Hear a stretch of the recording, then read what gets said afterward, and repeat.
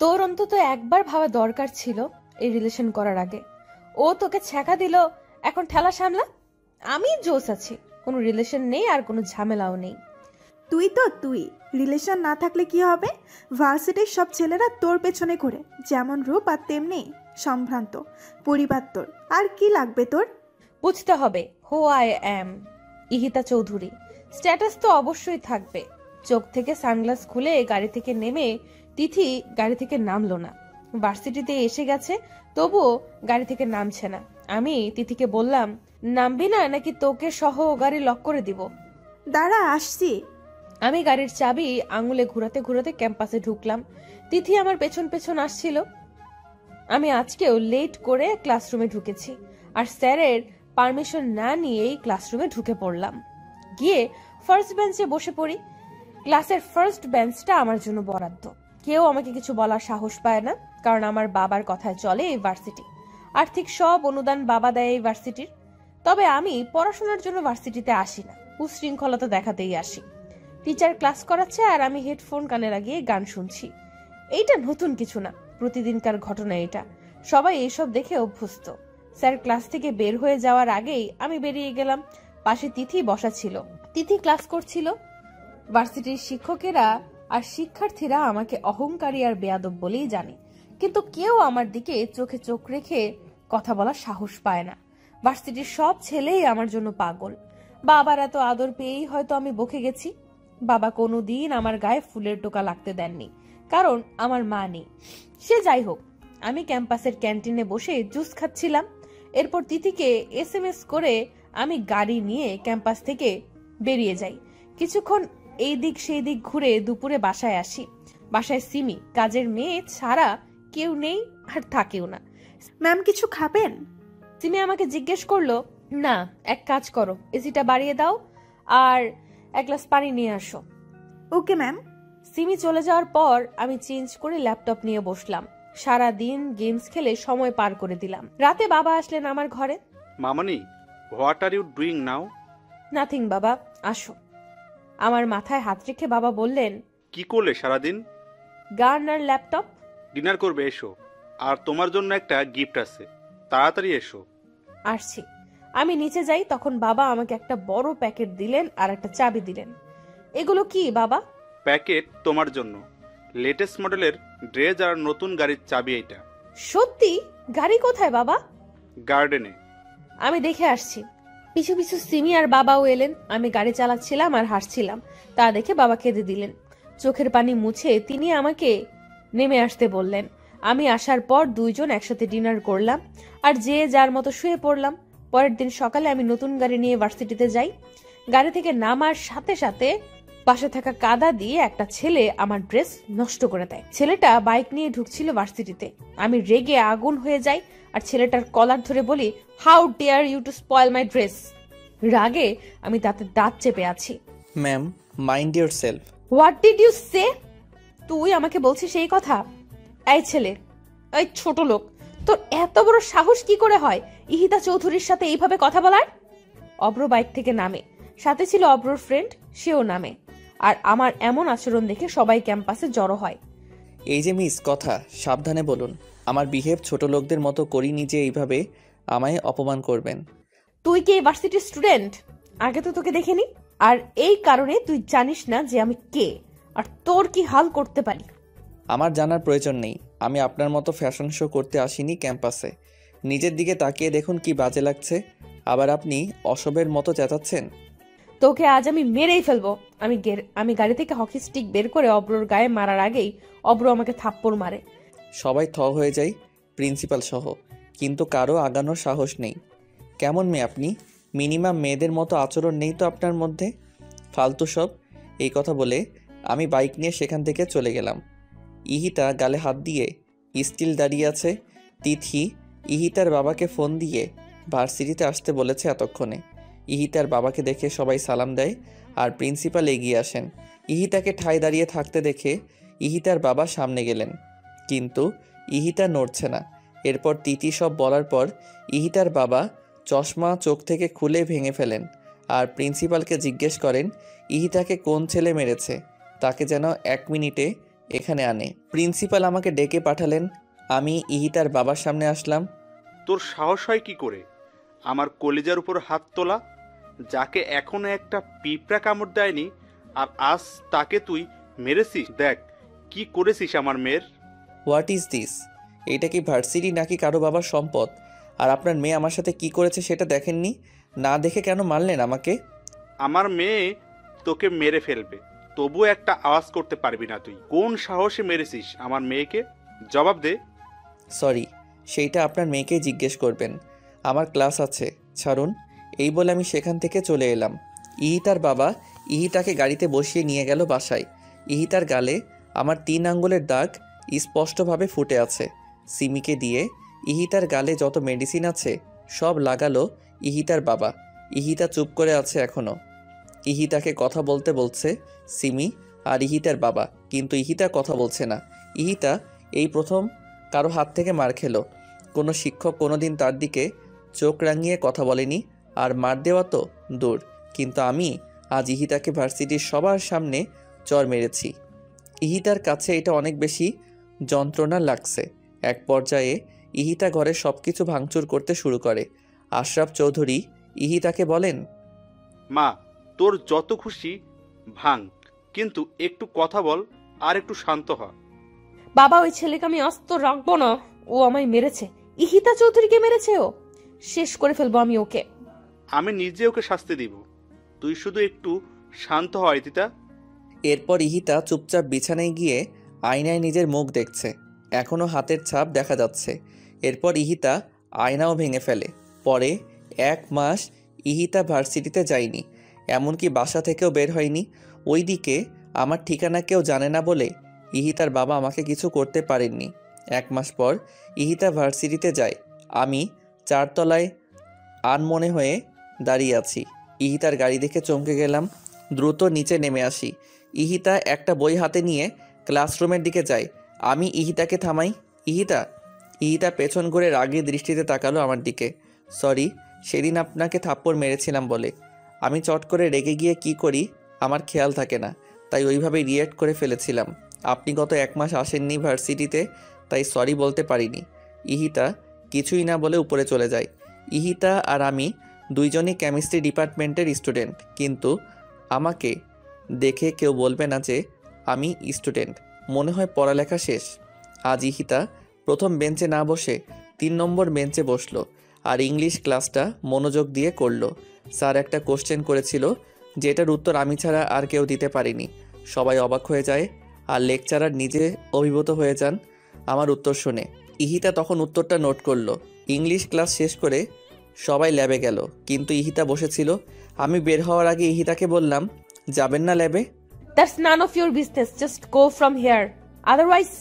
Otherwise? হ্যাঁ, ওই দিন কিছু বলিনি, বাট এইটা ভেবো না ইহিতা কিছু করতে পারে না। ওকে, ভাবলাম না। এই বলে আমি চলে গেলাম। ক্লাস শেষ হওয়ার পর আমি ক্যাম্পাসে বন্ধুদের সাথে আড্ডা দিচ্ছিলাম। ইহিতা গাড়িতে উঠতে যাবে, তখন এক ভিক্ষুক এসে দাঁড়ালো ইহিতার সামনে। ইহিতা রেগে যায়। আমি ছাড়া আর কি কেউ নেই দান করার? আমার কাছে কেন আসলি? অব্রর এইটা দেখে প্রচন্ড রাগ হয়। আমার সামনে দাঁড়িয়ে মানিব্যাগ থেকে 500 টাকার একটা নোট বের করে ভিক্ষুককে দিয়ে সেখান থেকে চলে যেতে বলল। গাড়ি বাড়ি থাকলেই মানুষ মানুষের মতো হয় না, অধিকাংশ ক্ষেত্রে কুকুরই হয়, যেমনটা আপনি নিচে। এই কথা বলে আমি 1 সেকেন্ড না দাঁড়িয়ে বাইক নিয়ে চলে গেলাম। আমি রাগে গাড়ি হাই স্পিডে চালিয়ে বাসায় এলাম। আমি বাবাকে ফোন করে বাসায় আসতে বললাম। বাবা অফিসের সব কাজ ফেলে বাসায় চলে আসলেন। বাবা, এই ভার্সিটিতে হয় ওই ছোট লোকটা থাকবে, নয়তো আমি। কোন ছোট লোক? ওই দিন যে আমায় মেরেছিল। ও আবার কি করেছে তোমায়? আজকে ও আমায় কুকুর বলেছে। কুকুর? হোয়াট? আমি এখনই প্রিন্সিপালের সাথে কথা বলছি। ওই ছেলেকে ভার্সিটি থেকে বের করে দিন।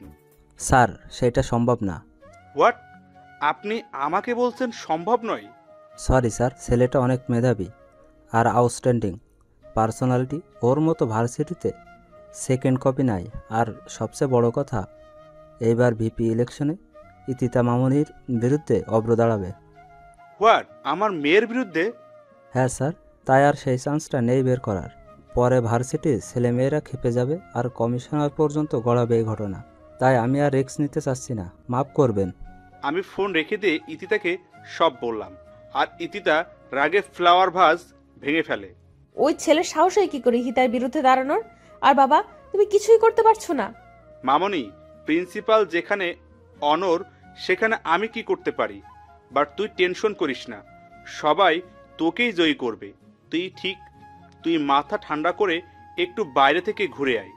নো, আমি কোথাও যাব না। পাগলামি করিস না ইতিতা, চল আমার সাথে, বাইরে যাব। রেডি হয়ে আসি। যা, তাড়াতাড়ি আসবি কিন্তু। ওকে। বাবা আমার মন ভালো করতে বাইরে ঘুরতে নিয়ে যায়। সিটি ম্যাক্সের সামনে আমি অব্রকে দেখি আয়মান মির্জা আর মিসেস আয়মান মির্জার সাথে। আমি বাবাকে বলি গাড়ি থামাতে। বাবা, ওই ছেলে এখানে কি করছে, তাও আয়মান মির্জার সাথে? আয়মান মির্জা কই দেখি? দেখো। সত্যি তো আয়মান মির্জার সাথে এই ছেলে। আর এই ক্ষেত মার্কা ছেলেকে দেখ, কি স্মার্ট লাগছে। ব্যাপার কি? বাদ দাও, চলো। এই কথা বলে আমি সেখান থেকে চলে এলাম। আয়মান মির্জা হচ্ছে ওয়ার্ল্ড ইয়াং লিডারশিপের মেইন লিডার। আমি বাসায় এসে ভাবতে লাগলাম, আয়মান মির্জার সাথে ওই ছেলে কেন? থাকতেও পারে, তা আমার কি। আমি এসব ভাবতে ভাবতে ঘুমিয়ে গেলাম। 3 দিন পর ভিপি ইলেকশন। ভার্সিটিতে এই নিয়ে অনেক হইচই হচ্ছে, কারণ এই প্রথম আমার বিরুদ্ধে কেউ ইলেকশন করছে। আমি যথারীতি ভার্সিটিতে গিয়ে যা করার তাই করলাম। কোনো ক্লাস না করে এই বাসায় চলে আসলাম। ইলেকশনের আগে পর্যন্ত আমি ভার্সিটিতে যাইনি। আমি ভার্সিটিতে না গেলে অব্র ক্লাস না করে বাইরে বসে থাকে মন খারাপ করে। এই 2 দিন অব্র তাই করলো, কারণ আমি আসিনি। ইলেকশনের দিন আমি আসলাম ক্যাম্পাসে, নীল রঙের শার্ট আর বাদামি রঙের প্যান্ট পরে, চুলগুলো খোলা আর সানগ্লাস পরা। অব্র অনেকক্ষণ তাকিয়েছিল, তারপর চোখ সরিয়ে নিজের কাজ করলো। আমাকে আর অব্রকে একসাথে থাকতে বলা হয়েছে, কিন্তু আমি সেই কথা না শুনে দোতলায় গিয়ে ফোনে গেমস খেলছি নিশ্চিন্ত মনে, কারণ আমার কনফিডেন্স আছে আমিই জিতবো। সারাদিন আমি একই জায়গায় বসে রইলাম। রাতে ইলেকশনের রেজাল্ট পাবলিশ করে প্রিন্সিপাল, আর রেজাল্ট আমার বিরুদ্ধে, অর্থাৎ অব্র জিতেছে ইলেকশনে। অব্রর কোনো ভ্রুক্ষেপ না করেই আমার দিকে তাকালো। আমি হাতের ফোন ভেঙে ফেলি আর গাড়ি নিয়ে খুব দ্রুত সেখান থেকে বেরিয়ে যাই। বাবা এই কথা শোনার পর প্রিন্সিপালকে প্রচুর থ্রেট করে। আমাকে তিনিই সামলাচ্ছেন। আর অন্যদিকে আমি বাসায় গিয়ে ইহিতার কথা ভাবছি, মেয়েটা কি করছে না করছে এই নিয়ে। খুব বেশি বাড়াবাড়ি কি হয়ে যাচ্ছে? এসব ভাবতে ভাবতে আমি ঘুমিয়ে পড়ি।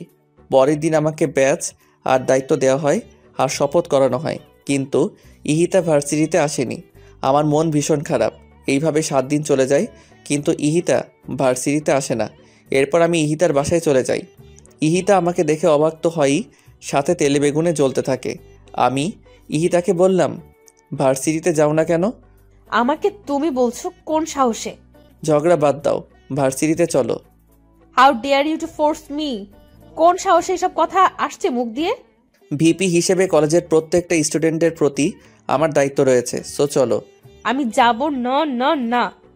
তুমি যাবে যাবে আর যাবে। আমার হাত ধরার সাহস কোথায় পেলি ছোট লোক? যা খুশি বলো। ও হ্যাঁ, আজকে থেকে প্রতিদিন ভার্সিটিতে যাবে আর নিয়মিত ক্লাস করবে। আর মোস্ট ইম্পর্টেন্টলি, এসব ড্রেস আর পরা যাবে না। যাও তাড়াতাড়ি চেঞ্জ করে এটা পরে আসো। My foot. প্যাকেটটা ছুঁড়ে মেরে আমি বললাম, এইটাই যে তোমায় পড়তে হবে ইহিতা চৌধুরী। বের হও আমার বাসা থেকে। Just get out from here. আগে ভার্সিটিতে চলো। আর তুমি যদি স্বইচ্ছা এই ড্রেসটা পরে ভার্সিটিতে না যাও, তাহলে আমি নিজের হাতে তোমায় এই ড্রেস পরাবো আর ভার্সিটির সবার সামনে তোমায় কিস করব। বলো কোনটাতে রাজি তুমি? How dare you bloody shit. Ihita, enough. যা বলেছো আর না। সোজা আঙ্গুলে ঘি উঠবে না। বুঝেছি, আঙ্গুল বাঁকা করতেই হবে। আমার বাসায় এসে আমার সাথে এই ব্যবহার? তোকে আমি দেখে নেব ফাজিল। 10 মিনিটে আসো। ইহিতা দরজা লাগিয়ে দিল। 15 মিনিট পর ইহিতা রেডি হয়ে বেরিয়ে আসলো। আমি আর সিমি ইহিতার দিকে মুগ্ধ চোখে তাকিয়ে আছি। এইভাবে তাকিয়ে আছো কেন তোমরা? ম্যাম, কি সুন্দর লাগছে আপনাকে দেখতে। চুপ, একদম চুপ বেয়াদব। যাও এখান থেকে। চলো। তোকে আমি দেখে নিব অব্র। দেখো, এখন চলো। আমি ইহিতাকে নিয়ে ভার্সিটিতে যাই আর সেকেন্ড বেঞ্চে ইহিতাকে বসিয়ে থার্ড বেঞ্চে ইহিতার পিছনে বসি। ইহিতার সামনে গিয়ে বলি, আজ সবগুলো ক্লাস মনোযোগ দিয়ে করে তারপর বাসায় যাবা। আর এর বিপরীতে কিছু হলে বুঝোই তো কি করব। তোকে আমি শেষ করে ফেলবো অব্র। সে পরে দেখব।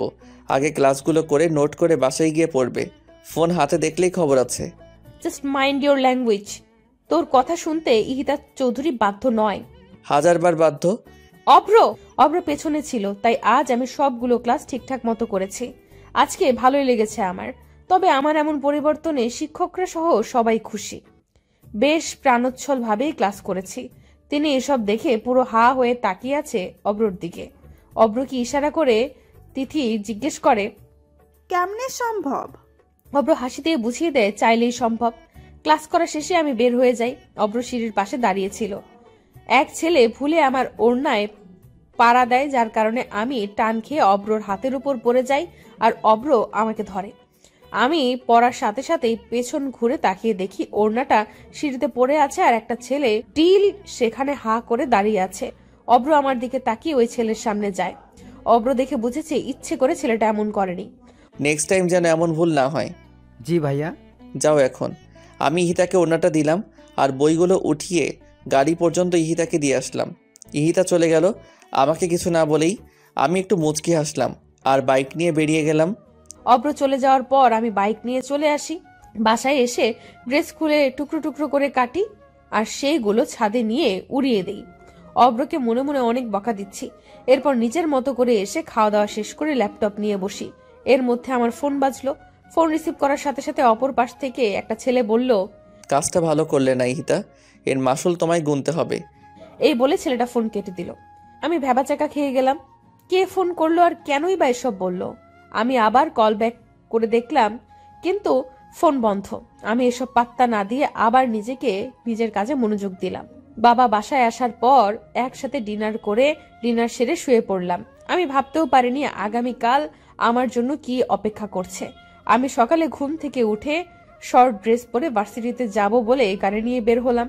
অর্ধেক রাস্তা যাওয়ার পর আমি খুব জোরে গাড়ি ব্রেক করলাম, তাই হোল্ডিং এর সাথে লেগে আমার মাথা কেটে যায়। গাড়ি ব্রেক করার কারণ হলো সামনে একটা কার দাঁড়ানো। আমি কপালে টিস্যু ধরে বেরিয়ে আসি। গাড়িটার সামনে যাওয়ার পরেই আমাকে জোর করে সেই কারে বসানো হয় আর একজনকে ফোন করে বলে আমার গাড়ি বাসায় দিয়ে আসতে। আমি গাড়িতে উঠে অব্রকে দেখে চমকে যাই আর প্রচন্ড রেগে যাই। আই ছোট লোকের বাচ্চা, তুই আমায় কেন এইভাবে নিয়ে আসতি? কোথায় নিয়ে যাচ্ছিস আমাকে? একদম কথা কম বলবে, নয়তো মুখে স্কচ টেপ মেরে দিব। গাড়ি থামা, I say stop the car. এরপর অব্র আর কোনো কথা না বলে আরো জোরে গাড়ি চালাতে থাকে, কিন্তু আমি অনর্গল চেঁচিয়েই যাচ্ছি। এক পর্যায়ে আমি গাড়িতে থাকা বটল ছুঁড়ে মারি বাইরে। এতে জানলার কাঁচ ভেঙে যায়, কিন্তু অব্র তবুও থামলো না। একটা বাংলোর সামনে গাড়ি পার্ক করলো অব্র। আমাকে গাড়ি থেকে জোর করে নামালো, কিন্তু আমি তো নামবো না। এরপর অব্র আমাকে কোলে করেই ভেতরে ঢুকালো।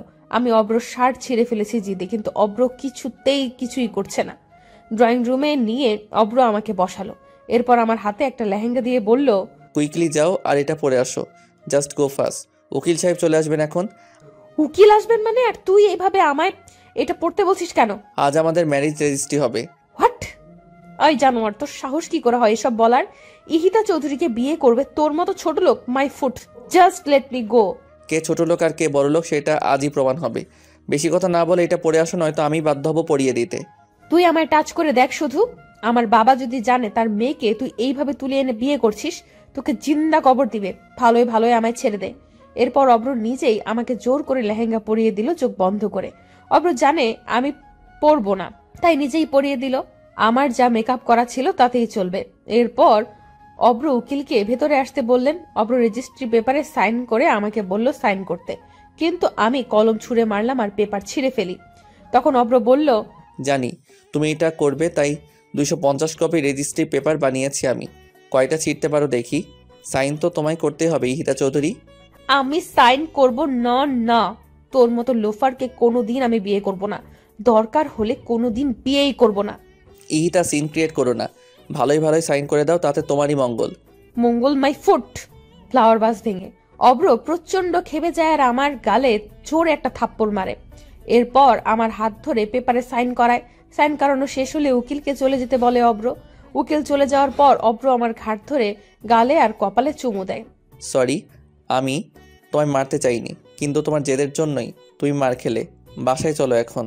ইহিতা নড়ছে না দেখে আমি ইহিতাকে কোলে নিয়ে গাড়িতে বসাই। এরপর ড্রাইভ করে নিজের বাসায় যাই। বাসার সামনে এসে আমি ইহিতাকে নামতে বলি। এরপর ইহিতা নেমে যায় আর অনেক অবাক হয়। এইটা তো মির্জা প্যালেস, এখানে নিয়ে আসলো কেন ছোট লোকটা আমায়?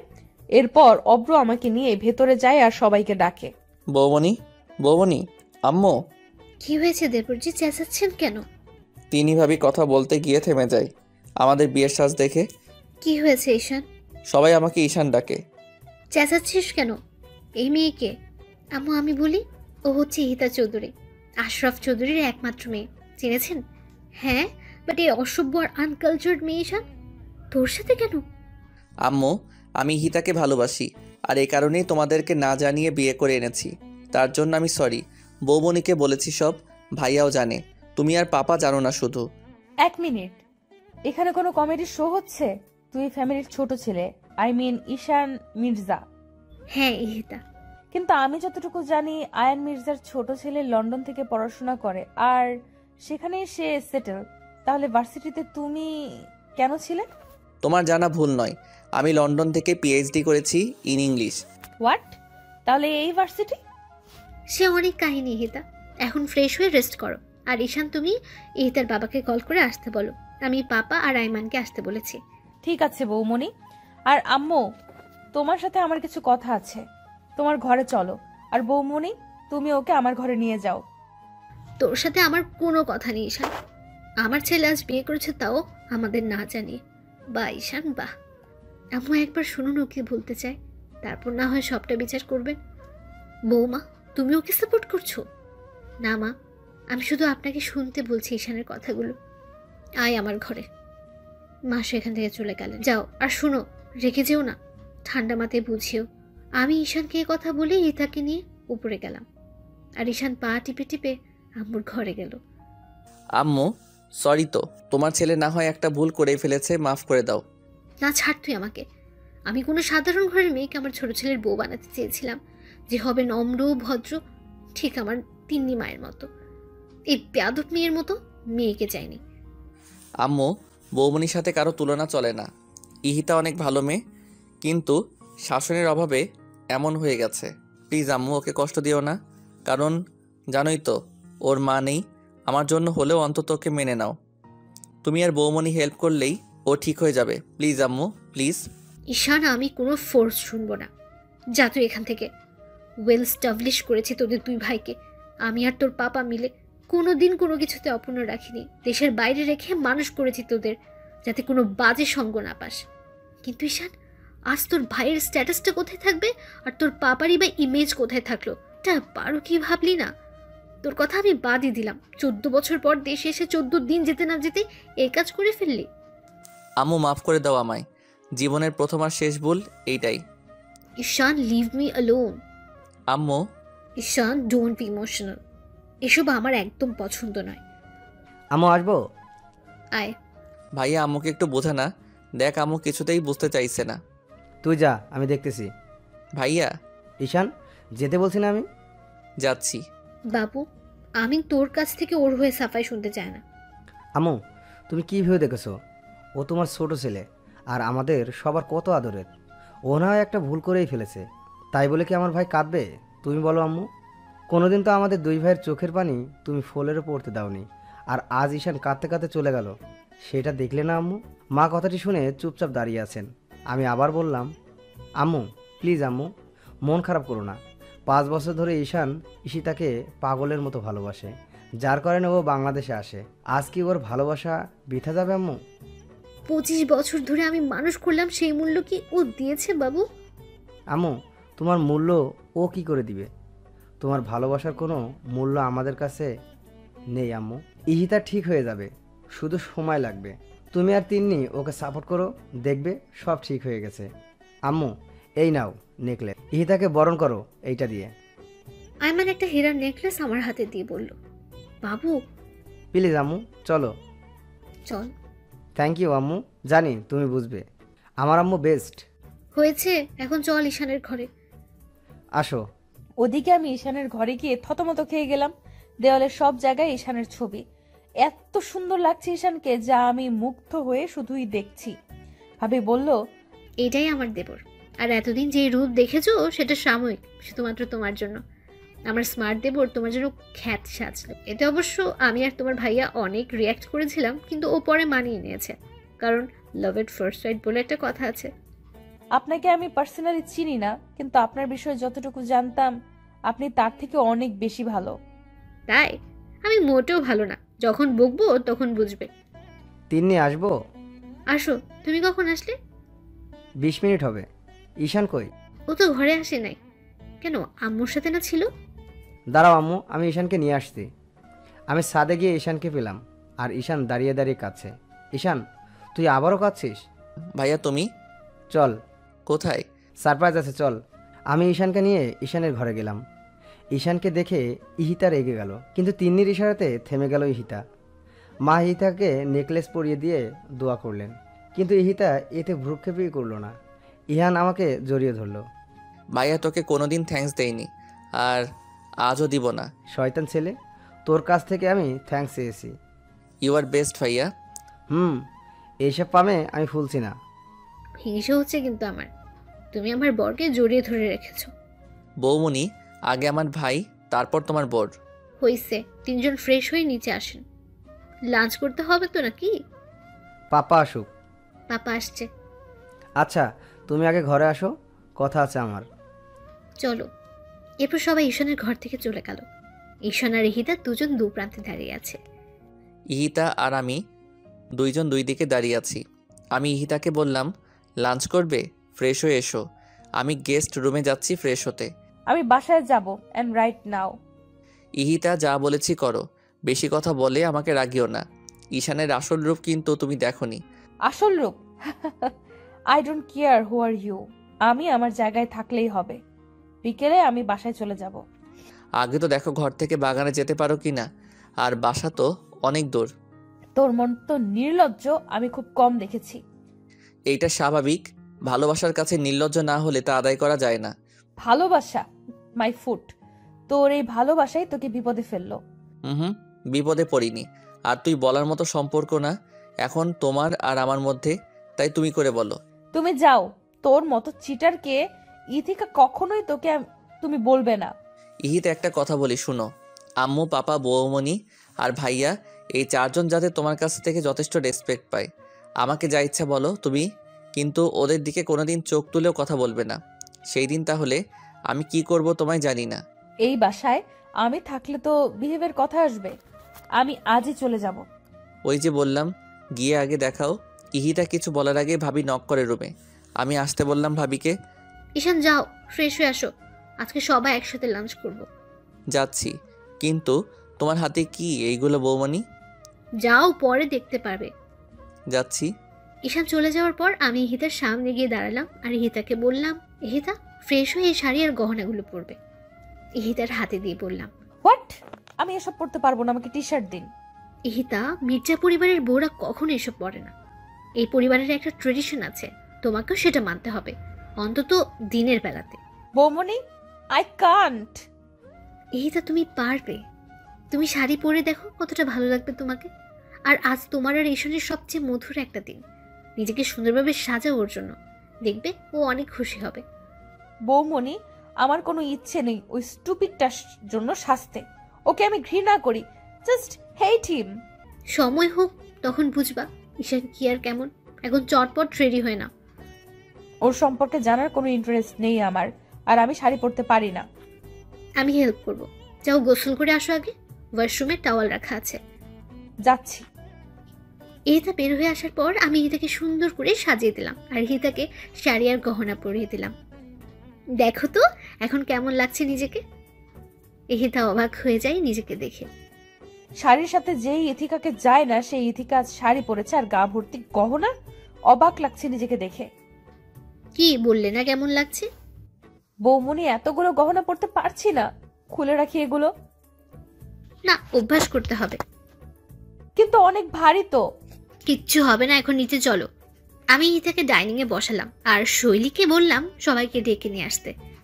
আইমান আম্মু দুজন এসে গেছে, ঈশান আর পাপা এখনো আসেনি। আমি পাপাকে ডেকে নিয়ে আসলাম। ইহিতাকে দেখে পাপা বললেন, মাশাআল্লাহ, আমাদের ঈশানের পছন্দ আছে বলতে হবে। রাহেলা, পাপা দেখতে হবে তো ভাইয়াকার। ভাবি আমাকে ইশারা করে বলল পাপাকে সালাম করতে। আমি সালাম দিলাম শুধু, আর কিচ্ছু বলল না। ঈশান চুল নাড়াতে নাড়াতে সিঁড়ি দিয়ে নামছিল। চেয়ার টান দিয়ে বসতে যাবে তখন সরাসরি আমার দিকে চোখ পড়ে ঈশানের। ভাই আর ভাবি দুজনের দিকে তাকিয়ে হাসছে। ঈশান হা করে সবার সামনে তাকিয়ে আছে আমার দিকে। আমিও ঈশানকে এইভাবে দেখে কয়েক সেকেন্ড তাকিয়েছিলাম, পরে আবার চোখ সরিয়ে নেই। ভাইয়া ঈশানের পায়ে চিমটি দেয় আর ঈশানের কানের সামনে গিয়ে বলে, এভাবে তাকিয়ে আছিস কেন? আজ প্রথম দেখলি নাকি? ঈশান থতমত খেয়ে যায় ভাইয়ার কথা শুনে। ভাবি যখন ঈশানের প্লেটে ভাত দিচ্ছিল তখন ঈশানকে আস্তে করে বলে, রাতে দেখো মন ভরে, এখন খাও। তখনও ঈশান আমার দিকে অপলকে তাকিয়েছিল। ভাবি ঈশানকে আমার পাশে গিয়ে বসতে বলল। ঈশান তখন উঠে গিয়ে আমার পাশে বসে। ভাবি ভাইয়ার পাশে বসে পড়ে। সবাই খাওয়া শেষ করে, কিন্তু আমি খাচ্ছি না। মিসেস মির্জা বললেন, ইহিতা খাচ্ছ না কেন? বসে আছো যে? ঠিকই তো। ইহিতা কি হয়েছে, খাচ্ছ না কেন? রান্না ভালো হয়নি? না আসলে কি হয়েছে বলো। আমি নিজের হাতে খাইনি কখনো, চামচ ধরতে আনইজি লাগছে। ও এই কথা। ঈশান, ইহিতাকে খাইয়ে দে। না আমি খেতে পারবো না, পারবে না। ততক্ষণে খাবার খেয়ে আম্মু আর পাপা টেবিল থেকে উঠে গেছেন। ইহিতা খুব আনইজি ফিল করছিল, ঘেমে যাচ্ছে পুরো ইহিতা। আমি ঈশানকে ধমক দিয়ে বললাম, তোমার ভাই কি বলে শোনো না ঈশান? শুনেছি, দিচ্ছি তো। ইহিতার প্লেট হাতে নিয়ে আমি হা করতে বলি ইহিতাকে। ইহিতা কিছু বলে না, সে আমার হাতে খাবে না এইটাই বোঝাতে চাইছে। আমি বুঝেও না বোঝার ভান করে ইহিতাকে জোর করে খাইয়ে দিই। ভাইয়া তখন ভাবিকে বলল, আমিও তোমায় খাইয়ে দিই, হা করো। তিনি হেসে দেয় আর আমার হাত থেকে খাবার খাই। তিনি ইহিতাকে বলছে, এখন খেতে পারছো? ইহিতা বলল শুধু। খাওয়া শেষ করে সবাই উঠে গেল। আয়মান ডেকোরেটরদের সাথে কথা বলছে আর বাসর সাজানোর ব্যাপারে। আমার পছন্দ মতো ঈশানের ঘরকে সাজানো হয়েছে। ইহিতা আমার ঘরে ছিল আর ঈশান বসেছিল। সন্ধ্যায় ইহিতার বাবা মির্জা প্যালেসে আসলেন। ঈশানের উপর প্রচন্ড রেগে যান উনি। তারপর আয়মান ওনাকে বোঝায়, কিন্তু উনি মানতেই চাচ্ছেন না। কেন চাচ্ছেন না সে কারণও বলছেন না। তখন আব্বু আর পাপা চৌধুরীকে বোঝান, তবু উনি শান্ত হতে পারছেন না। ইহিতা চলে যেতে চায় বাবার সাথে, কিন্তু ঈশান ইহিতার হাত ধরে আছে খুব শক্ত করে। ইহিতার হাতে ঈশানের 5 আঙ্গুলের ছাপ পড়ে গেছে। কোনোভাবেই ছাড়াতে পারছেন ইহিতা নিজেকে ঈশানের কাছ থেকে। ঈশান তখন চৌধুরীকে বলল, বাবা ও এখন আমার স্ত্রী, আপনার থেকে বেশি অধিকার এখন আমার ওর উপর। আপনি মানুন বা না মানুন, ইহিতা কোথাও যাবে না। অব্র, তুমি কেন বুঝছো না? এটা সম্ভব নয়। কেন নয়? আমার কি অর্থ কম নাকি আমি অশিক্ষিত? এসবের কথা বলছি না আমি। আপনি যাই বলুন আর না বলুন, ইহিতা এখন আমার, আর ও আমার কাছেই থাকবে। ওকে, এখানে আমারও আর কিছু করার নেই, কিন্তু পরে আফসোস করো না যেন। ইহিতার বাবা কাঁদছিলেন তখন। কোনো আফসোস হবে না। আর আফসোস কেন হবে? ভালোবাসাকেই তো বিয়ে করেছি। দেখে রেখো ওকে। মির্জা সাহেব, দেখে রাখবেন আমার মেয়েটাকে, কখনো চুল পরিমাণ কষ্ট দেয়নি ওকে। আপনি চিন্তা করবেন না চৌধুরী সাহেব, আমরা আছি। এরপর ইহিতার বাবা চলে গেলেন। ইহিতা কাঁদছিল বাবার কান্না দেখে। ইহিতার চোখে পানি আমি এই প্রথম দেখলাম। আমি ইহিতার চোখের পানি মুছে দিলাম আর হাত ছেড়ে দিলাম। আমি ইহিতার হাত ছেড়ে দেই। ইহিতার ফর্সা হাত নীল রঙের হয়ে গেছে। আমি দেখে ভয় পেয়ে যাই। ভাবি মলম নিয়ে আসে তাড়াতাড়ি করে। আমি মলম লাগাতে যাব, তখন ইহিতা বলে, লাগবে না, ব্যথা পাইনি আমি। এই কথা বলে আমি উপরে চলে যাই। ঈশানও মলম নিয়ে পিছু পিছু আসে। আমি গেস্ট রুমে গিয়ে বসি আর চাদর খামচাচ্ছি জেদে। ঈশান এইটা দেখে বুঝতে পারলো আমি অনেক রেগে আছি। ঈশান আমার সামনে আসলো, আমার হাত টান দিয়ে নিজের পায়ের উপর রাখে। কি হচ্ছে কি? ইহিতা প্লিজ মলমটা লাগাতে দাও। আমি সরি, বুঝিনি এমন হয়ে যাবে। Don't touch, just leave me alone. Ihita please. No, I am all right. যা ইচ্ছে হয় আমাকে বলো, কিন্তু মলমটা লাগাতে দাও হাতে, নয়তো ব্যথা করবে আর ফুলে যাবে। যাক, তুই হ্যাপি হবি তো তখন। ইহিতা, এটা কি ধরনের কথা বলার স্টাইল? সরি, পারমিশন না নিয়ে আসার জন্য। আরে না বৌমনি, পারমিশন কিসের? বসো। এই ঘরে কেন তোমরা? তোমাদের ঘরে যাও। না, আমি এখানেই থাকবো, ওই ঘরে যাব না। ঈশান, বাইরে যাও তো, আর এটা দিয়ে যাও, আমি লাগিয়ে দিচ্ছি। কিন্তু বৌমনি। যাও। আচ্ছা যাচ্ছি। ঈশান চলে গেল। আমি ইহিতার পাশে বসে ইহিতার হাতে মলম লাগিয়ে দিচ্ছি আর ইহিতাকে বলছি, জানো ইহিতা, স্বামী হচ্ছে মেয়েদের শ্রেষ্ঠ অলংকার। না, একটা মেয়ের যখন বিয়ে হয় তার বেস্ট ফ্রেন্ড, বয়ফ্রেন্ড, রাগ অভিমানের সাথী সব যে স্বামী হয় সেটা জানো? না। যখন ওর আর আমার বিয়ে হয় তখন আমি কেবল ইন্টার পরীক্ষা দিয়েছি, আর ও তখন ইউরোপিয়ান 8টা কান্ট্রি লিডারশিপে, আর এখন ও তো পুরো ওয়ার্ল্ডেরই। তো বুঝতেই পারছো ওর আর আমার বয়সের গ্যাপটাও 8 বছরের। সে যাই হোক, যেদিন ওর আর আমার বিয়ে হলো সেদিন আমি ভয়ে কান্না করে দিয়েছিলাম এই বাড়িতে এসে। তখন আম্মু আর ও মিলে আমায় নর্মাল করলো। যখন ওর সাথে আমাকে ওর ঘরে নিয়ে আসলো, তখন তো আমি যাবো না বলে একদম ফ্লোরে বসেছিলাম। এটা দেখে ঈশান আরও হাসছিল। ঈশান ওকে বারবার বলছিল, বৌমনি আসলেই পিচ্ছি রে ভাইয়া। ও তখন আমার সামনে এসে বসে হাত ধরে বলে, আমি আছি তো, কিচ্ছু হবে না। এই 6টা বছরে কথা আমার কানেই বেজেছে শুধু। তখন ঈশান আর ইরাশা হচ্ছে ঈশানের কাজিন, আমায় ঘরে দিয়ে আসলো। ও ঘরে এসে আমাকে বলল, তিন্নি, যেদিন তোমার মাইন্ড সেট আপ হবে আর যেদিন আমায় ভয় পাবে না, ঠিক সেই দিনই তোমার কাছে অধিকার চাইব, এর আগে নয়। বিয়ের 1.5 বছর পর আমাদের নতুন করে পথ চলা শুরু হয়। আর এই 1.5 বছরে ও একবারও আমাকে স্পর্শ করেনি। কিন্তু এখন বুঝি কে অপরাধ করেছে আমি ওর কাছে। 1.5টা বছরও আমার সব কিছু সহ্য করেছে, এখন পাগলের মতোই ভালোবাসে। কি বুঝলে বলো তো, কেন আমি এই কথা বললাম তোমাকে জানো? না। আমি চাই তুমি যাতে এই ভুলটা না করো। হতে পারে তোমাদের বিয়েটা অস্বাভাবিকভাবে হয়েছে, কিন্তু এটা ভুলে যেও না, ঈশান শত হলেও তোমার সারা জীবনের সাথে, তোমার বন্ধু। বৌমনি, ওর নাম আমি শুনতে চাই না, প্লিজ ওর নাম বলো না। পরে আফসোস করো না হিতা। কখনোই না, ওর জন্য আফসোস আমি মরে গেলেও করব না। একদিন বুঝবে ঈশানকে, সেদিন খুব বেশি দূরে নয়। আর পাপা আম্মু বাসায় থাকে, তাই আমি চাই অন্তত সবার সামনে তুমি ওর সাথে ভালো ব্যবহার করো, ওর সাথে ঘুমাও। ইম্পসিবল বৌমনি। হিতা, এই পরিবারের একটা সম্মান আছে। একটু ভুলের জন্য পাপা কথা শুনবে, ও কথা শুনবে, ঈশান কথা শুনবে, সেটা কি ভালো হবে বলো? তাহলে আমাকে কি ওই স্টুপিডটার সাথে ঘুমাতে হবে? হ্যাঁ হিতা, সেটা তুমি না চাইলেও করতে হবে, কিচ্ছু করার নেই। বৌমনি, আমি পারবো না। চলো আমার সাথে। আমি ইতাকে হাত ধরে ঈশানের ঘরে নিয়ে যাই। ঈশান তখন ব্যালকনিতে দাঁড়িয়ে বাইরে দেখছিল। আমি ঈশানকে ডাকি, ঈশান এসে দাঁড়ায় আমার সামনে। আমি ইতার হাত ঈশানের হাতের উপর রেখে বলি, সারা জীবন দেখে রাখতে পারবে তো? পারবো। Have a nice moment, bye. এই কথা বলে আমি চলে গেলাম দরজা লক করে দিয়ে। আমি তখনই একটানে ঈশানের হাতের উপর থেকে আমার হাত সরিয়ে দূরে দাঁড়ালাম।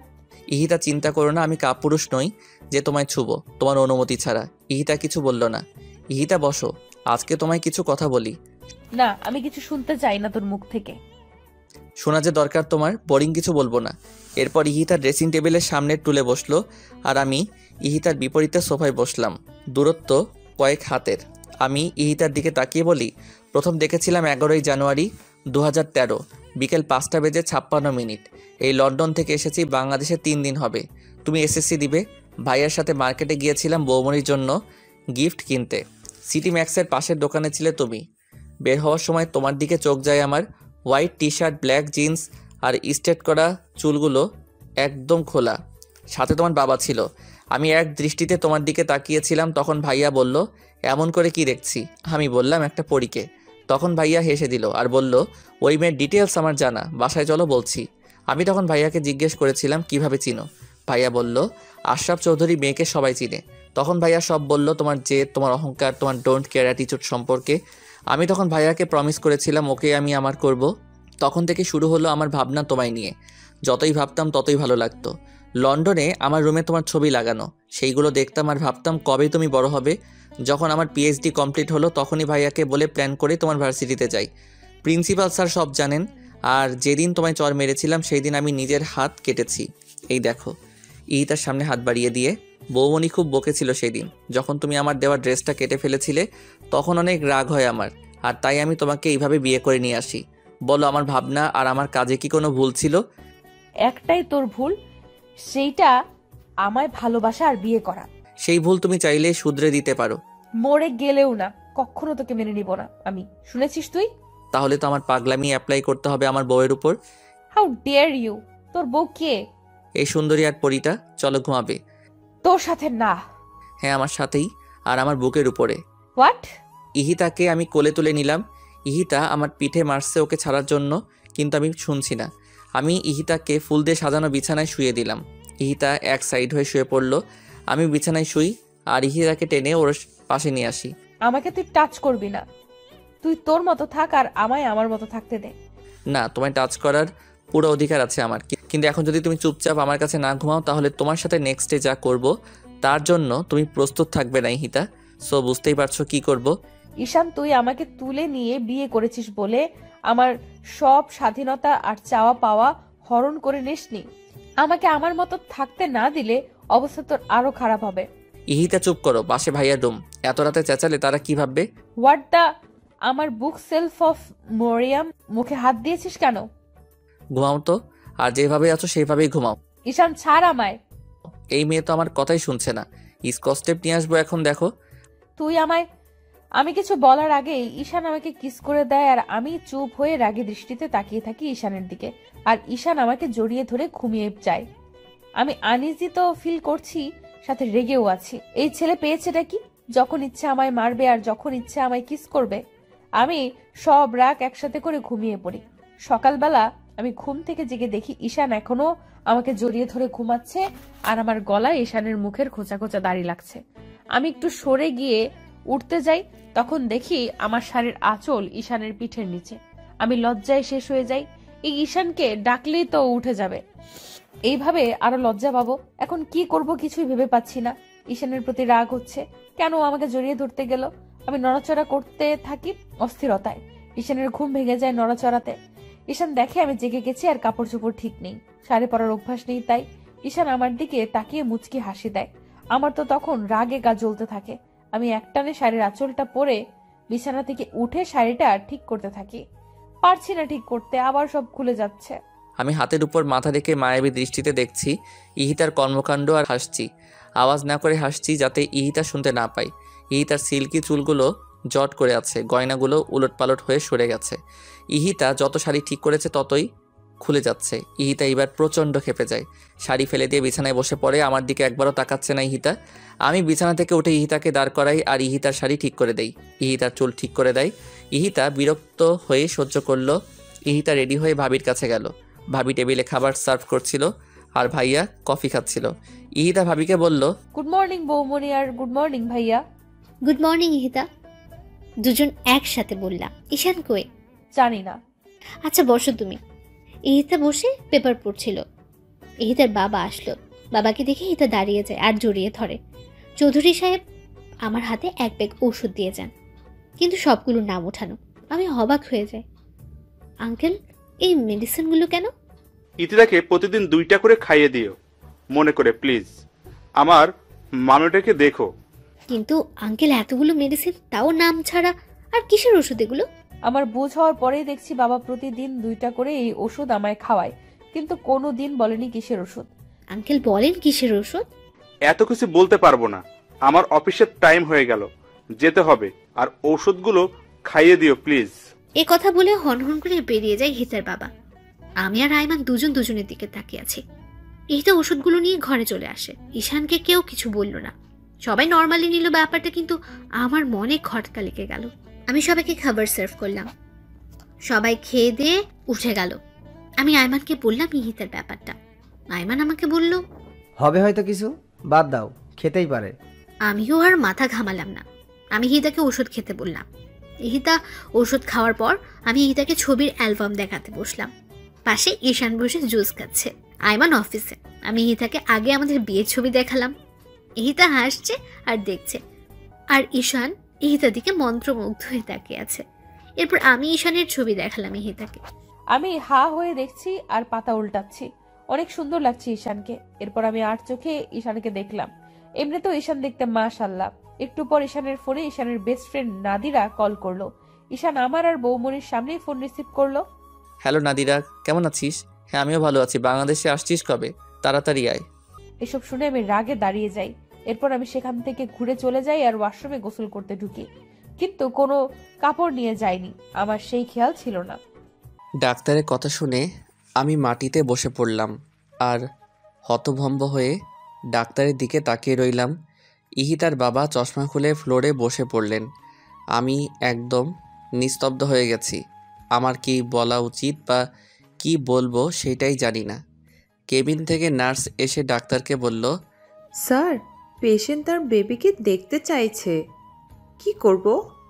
যা করতে চাইছে করতে দাও, আটকিও না। আশরাফ, হিয়াকে হসপিটালে নিয়ে আয়।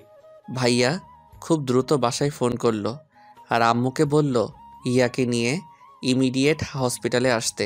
ভাইয়া আমাকে উঠিয়ে কেবিনে নিয়ে গেল।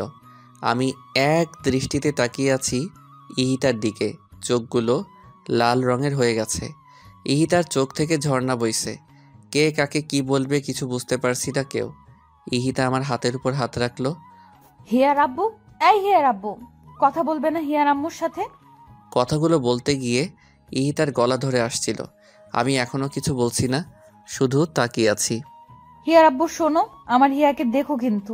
তুমি তোমার খেয়াল রেখো আর কখনো আমায় মনে করে কেঁদো না কিন্তু। হিয়াকে সর্বোচ্চ দিয়ে ভালোবেসো। আমি থাকবো না তো কি হয়েছে? হিয়া তো আছে। একটা বিয়ে করো আমার ছোট্ট হিয়ার জন্য। আর শোনো, তাকে ভালোবেসো অনেক। আর একটা অনুরোধ রাখবে। ইহিতা, তুমি এসব কি বলছো? কিচ্ছু হবে না তোমার, আমরা আসি না।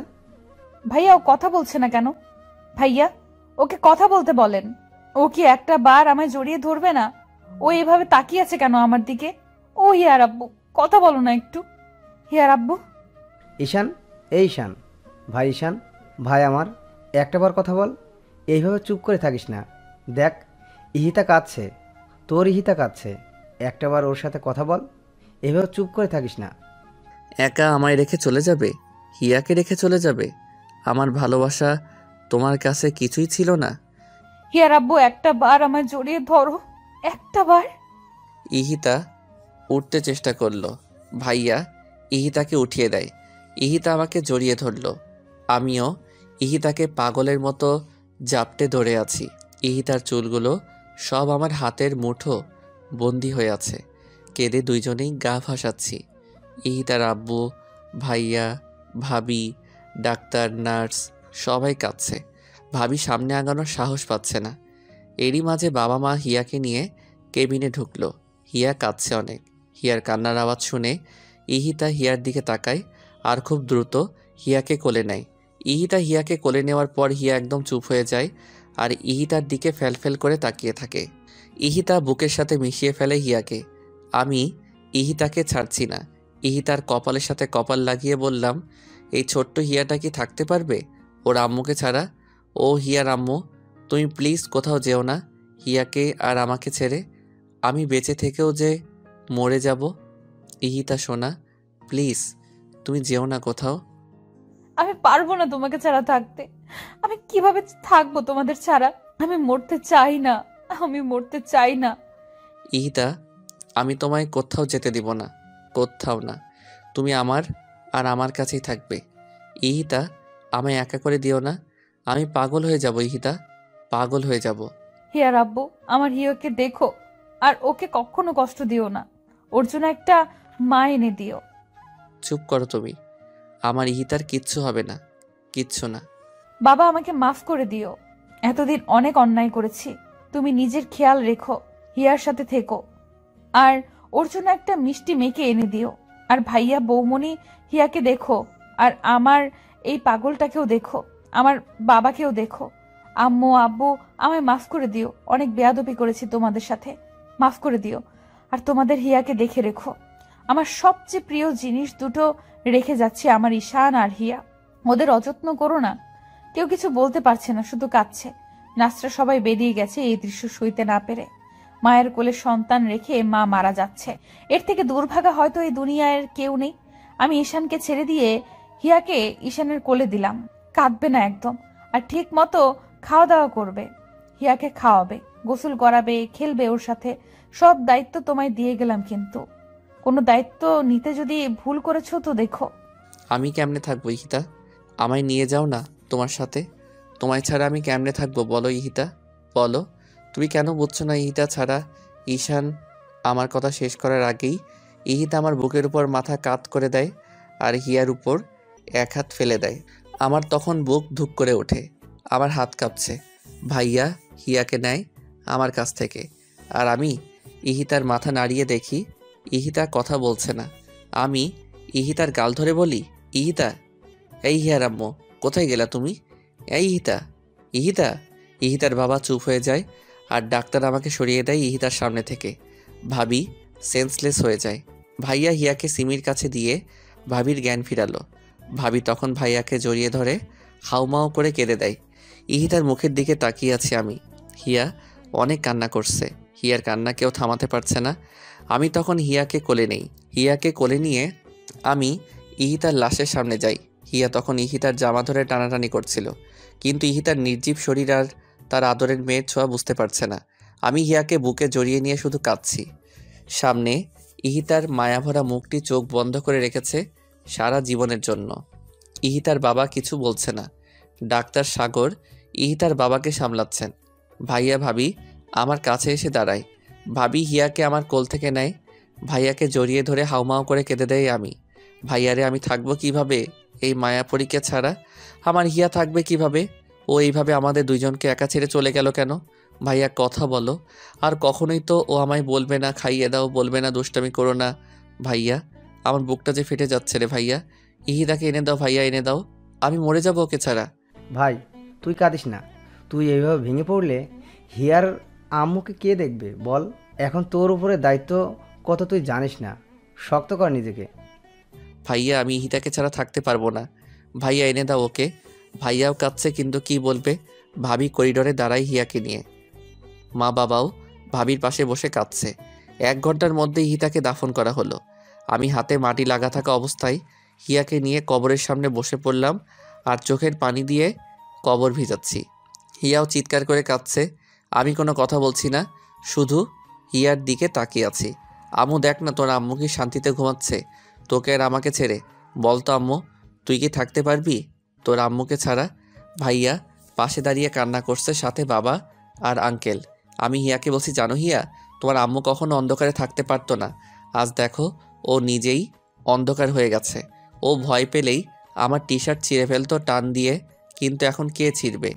আমি ওর এত স্মৃতি নিয়ে কিভাবে বাঁচবো বলো না হিয়া আম্মু? বাবা আর ভাইয়া আমাকে ওঠালো। বাড়ির গার্ডেনেই কবর দেওয়া হয়েছে ইহিতাকে। আমি উঠবো না। ভাইয়া জোর করে উঠালো আমাকে।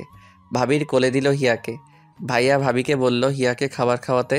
ভাইয়া আমাকে নিয়ে গেস্ট রুমে গেল, কারণ বেডরুমে গেলেই আবার পাগলামি শুরু করব ইহিতার সব কিছু দেখে। ভাইয়া নিজেই আমাকে ফ্রেশ করিয়ে দিল। এই অবস্থায় কে কাকে দেখবে? কিন্তু ভাইয়া আর ভাবি শক্ত হাতে সব সামলাচ্ছে। রাত যত বাড়ছে আমার কান্নার আওয়াজ তত জোরেই শোনা যাচ্ছে। দরজার বাইরে দাঁড়িয়ে সবাই কাঁদছে, কিন্তু কেউ আমাকে সান্ত্বনা দেওয়ার সাহস পাচ্ছে না। আমি এখনও বেডরুমে যাইনি। মাটিতে শুয়ে শুয়ে শুধু কাঁদছি। সারাদিনে কেউ কিছু খায়নি। আমার চোখে চোখ রেখে কেউ কিছু বলতে পারছে না। বারবার ইহিতার কথা কানে বাজছে। বেয়াদব, স্টুপিড, ছোট লোক। ইহিতার বিভিন্ন ভঙ্গিতে কথা বলা এখন আমাকে আরও কষ্ট দিচ্ছে। রাতে আমাকে জড়িয়ে ধরে ঘুমানো, এসব এখন সবই স্মৃতি আমার কাছে। আমি আর পারছি না এভাবে থাকতে। কষ্টের মধ্যেই শেষ হয়ে যাচ্ছি। আমার সামনে থাকা একটা ছুরি হাতে নেই আমি। ভাইয়া আর বাবা দৌড়ে এসে আটকায় আমাকে। আমি আব্বুকে জড়িয়ে ধরে বলি, পাপা আমি এভাবে বেঁচে থেকে কি করব পাপা? পাপা আমি পারবো না এভাবে বেঁচে থাকতে। আমার ইহিতাকে এনে দাও তোমরা। আমি মরে যাব পাপা, আমি মরে যাব। আব্বু তুই না আমার লক্ষ্মী ছেলে, আমার দাদু ভাইকে কে দেখবে তুই এমন করলে? আব্বু পাগলামি করিস না। ইহান কেঁদো না, নিজেকে শক্ত করো। এইটাই হওয়ার ছিল। ভাই তুই না আমার ভাই। ঈশান মির্জাকে এইভাবে মানায় না। আমার ভাই সবসময় হাসি খুশি থাকবে। সেই ভাইকে আমি দেখতে চাই, অন্তত আমাদের হিয়া মামুনির জন্য। ঈশান দেখো হিয়া কিভাবে তাকিয়ে আছে তোমার দিকে। তুমি এই পাগলামো করলে এই মেয়েটাকে কে দেখবে? ঈশান হিয়াকে কোলে নিয়ে বিছানায় বসে পড়ল। আমি ঈশানের জন্য ভাত নিয়ে আসলাম। ঈশানকে জোর করে খাইয়ে দিলাম, কিন্তু নিজে কিছুই খেতে পারছি না। বাকিরাও কেউ কিছুই খায়নি। এভাবে কেটে গেল 8টা মাস। হিয়া এখন বসতে পারে আর একদমই হিতার মতো হয়েছে দেখতে। ঈশান আগের থেকে অনেক শান্ত হয়ে গেছে, কিন্তু ঈশানের কষ্টের সাক্ষী হয়ে থাকে প্রতিটা রাত। বাবা ঈশানকে কাজে ব্যস্ত রাখতে চান যাতে ঈশান ইহিতাকে ভুলতে পারে, তাই তিনি সমস্ত ব্যবসা ঈশানের উপর দিয়ে দিলেন। ইহিতার বাবা ঈশানদের সাথেই থাকেন, যদিও তিনি থাকতে চাননি, কিন্তু সবার জোড়াজুড়িতে থাকতে হয়েছে। আমি আর সিমি মিলে হিয়াকে দেখে রাখি। এখন সবাই মেনে নিয়েছে সব কিছুই, শুধুমাত্র হিয়ার দিকে তাকিয়ে। ঈশান আর এখন প্রকাশ্যে কাঁদে না। ইহিতা মারা যাবার 5 মাস পর্যন্ত ঈশান নিজের ঘরে যায়নি, কিন্তু এখন হিয়াকে নিয়ে ঈশান ইহিতা আর ওর বেডরুমে থাকে। সারাদিন অফিস করে রাতে ফিরে যখন হিয়ার মায়াবী মুখটা দেখে তখন ঈশান সব ভুলে যায় আর ফ্রেশ না হয়ে মেয়ের সাথে খেলতে শুরু করে। তখন আমি এসে ঈশানকে বকা দিই আর তখন ঈশান ফ্রেশ হতে যায়। কিন্তু একটা রাত ঈশান ঘুমোতে পারে না, শুধুই ছটফট করে। ঈশান এর মাঝে হিয়াকে নিয়ে পার্মানেন্টলি লন্ডন যেতে চেয়েছিল, কিন্তু আমরাই যেতে দেইনি। এখন সবাই নতুন করে ঈশানের জীবন সাজিয়ে দিতে চাইছে, কিন্তু ঈশানকে কেউ কিছুই জানায়নি। এমনকি ইহিতার বাবাও চান ঈশান নতুন করে আবার জীবন শুরু করুক। একদিন আমি মিটিংয়ে রাঙামাটি যাই। ফেরার সময় হিয়ার সাথে লাইভ কন্ট্যাক্ট করতে করতে ফিরি। ভাবি হিয়ার সামনে ফোন দিয়ে রেখেছে আর আমি হিয়ার সাথে কথা বলছি। হিয়া এখন পাপা বলতে পারে। রাস্তায় আসার সময় হঠাৎ আমি গাড়ি ব্রেক করি। খুব দ্রুত গাড়ি ব্রেক করায় কলটা কেটে যায়।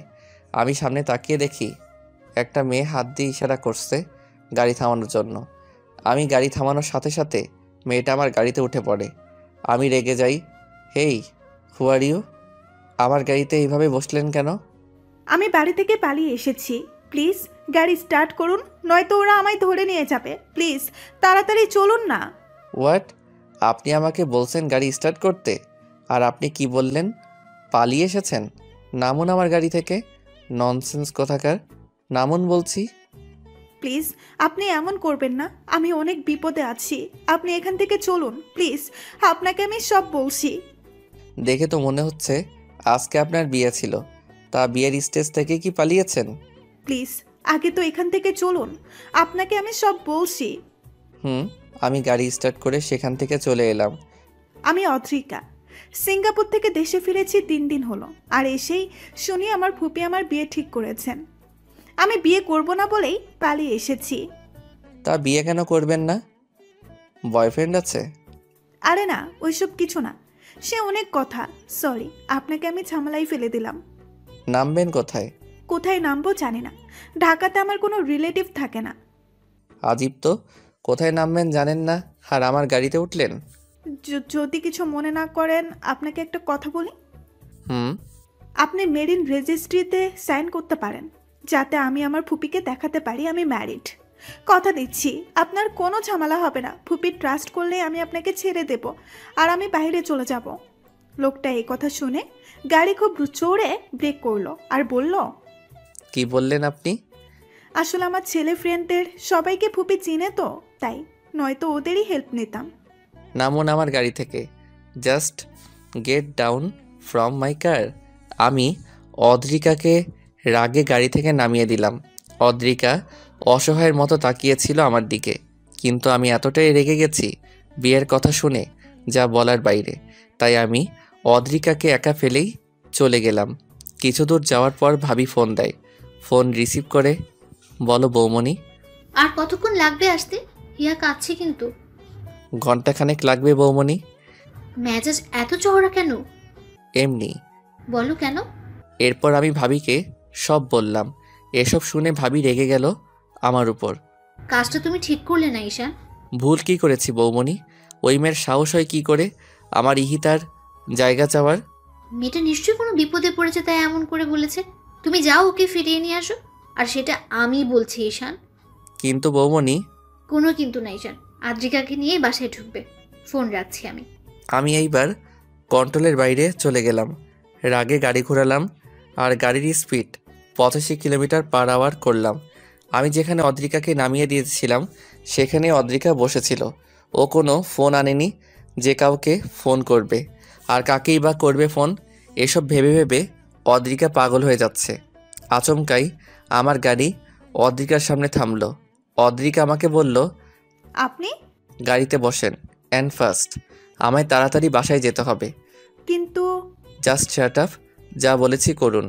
এরপর অদ্রিকা গাড়িতে বসলো। আমি অদ্রিকাকে পেছনে বসতে বললাম। অদ্রিকা চুপচাপ বসে আছে। প্রায় 2.25 ঘন্টা পর আমি বাসায় আসলাম। আমার বাসা দেখে অদ্রিকা অবাক হলো। এত সুন্দর আর এত বড় বাসা? আমি আগে আগে চলে গেলাম আর অদ্রিকা পিছু পিছু আসলো। ভাবি ড্রয়িং রুমে বসে হীরার সাথে খেলছিল, সাথে সিমি ছিল। আমি এসে আগে হিয়াকে কোলে নিয়ে চুমু খেলাম। ভাবি অদ্রিকাকে জিজ্ঞেস করলো, Adrika, am I right? Adrika ভ্যাবাচিকা খেয়ে গেল আমার কথা শুনে। জি, কিন্তু আপনি জানলেন কিভাবে? ঈশান ফোনে বলেছে। ও, আসলে আমি জানতাম না উনি বিবাহিত আর আপনার মতো কিউট একটা ওয়াইফ আছে। ওনার আর এই মায়াপুরীটা আছে। সরি আমার ভুলের জন্য। তুমি কি বললে? ঈশান আমার ভাই হয়, আমার দেবরও। এই মেয়ের মাথায় প্রবলেম আছে বৌমনি, সেইটা তোমায় আগেই বলেছিলাম। তোমার জন্যই এই উটকো ঝামেলাকে আনতে হলো আমার। সরি, আমি বুঝিনি আসলেই। It's okay. তাহলে এই বেবিটা? ঈশানেরই মেয়ে। ও, বাবুর আম্মু কোথায়? আমার এই কথা শুনে ঈশান রেগে গেল আর বলল, গেস্ট হয়ে এসেছেন, সেই মতোই থাকবেন, বেশি কথা একদম বলবেন না। ওর কথা কিছু মনে করো না, ওর জীবনের রঙিন সময় হারিয়ে গেছে একটা আকস্মিক দুর্ঘটনায়। মানে? এরপর তিন্নি ভাবি আমাকে সব বলল। আমি কেঁদে দিলাম, সাথে সিমি আর ভাবি কাছে। এত বড় একটা ঘটনা ঘটে গেছে ওনার সাথে। এই মায়াপুরীটা কিভাবে আছে মায়ের আদর ছাড়া? ঈশানের ভালোবাসায় মেয়েকে চোখের আড়াল করে না ঈশান। হয়তো ঈশান মুখে কিছু বলে না, কিন্তু ওর নিঃশ্বাস আর প্রশ্বাস জুড়েই হিতা আছে। সকালে যখন মামুনিকে আনতে যাই তখন বুঝি কত রাত ঘুমায় না ঈশান, কিন্তু কেউ কিছু বলতে পারি না আমরা। ও কষ্ট পাবে বলে এখন নিশ্চয়ই ঈশান কাঁদছে। আমি বুঝতে পারিনি। যাও তুমি ফ্রেশ হয়ে আসো। সিমি, ওকে গেস্ট রুমে নিয়ে যাও, আলমারিতে নতুন কাপড় রাখা আছে, যেটা ইচ্ছে পরে নিও। আচ্ছা। অদ্রিকা ফ্রেশ হয়ে ভাবির কাছে যায়। ভাবি লাঞ্চ সার্ভ করছিল। আমি এখনও নিচে নামিনি। হিয়াকে ঘুম পাড়িয়ে দিয়ে নিচে খেতে আসলাম। অদ্রিকা একটু দূরে দাঁড়িয়েছিল। আমার চোখ মুখ ফোলা আর চোখ লাল হয়ে আছে, সেইটা অদ্রিকা আর ভাবি দুইজনই খেয়াল করলো। অদ্রিকা নিজেকে দোষ দিচ্ছে এসবের জন্য। মা, পাপা, ভাইয়া কেউ বাসায় নেই, সবাই রাতে আসবে। আমি খুব দ্রুত কোনো রকম খেয়ে উঠে নিজের ঘরে চলে গেলাম। ভাবিও আর কিছু জিজ্ঞেস করলো না। লাঞ্চ শেষ করে ভাবি আর অদ্রিকা একসাথে বসলো। ভাবি অদ্রিকার প্রবলেম সম্পর্কে জানতে চাইলে অদ্রিকা সব বলল।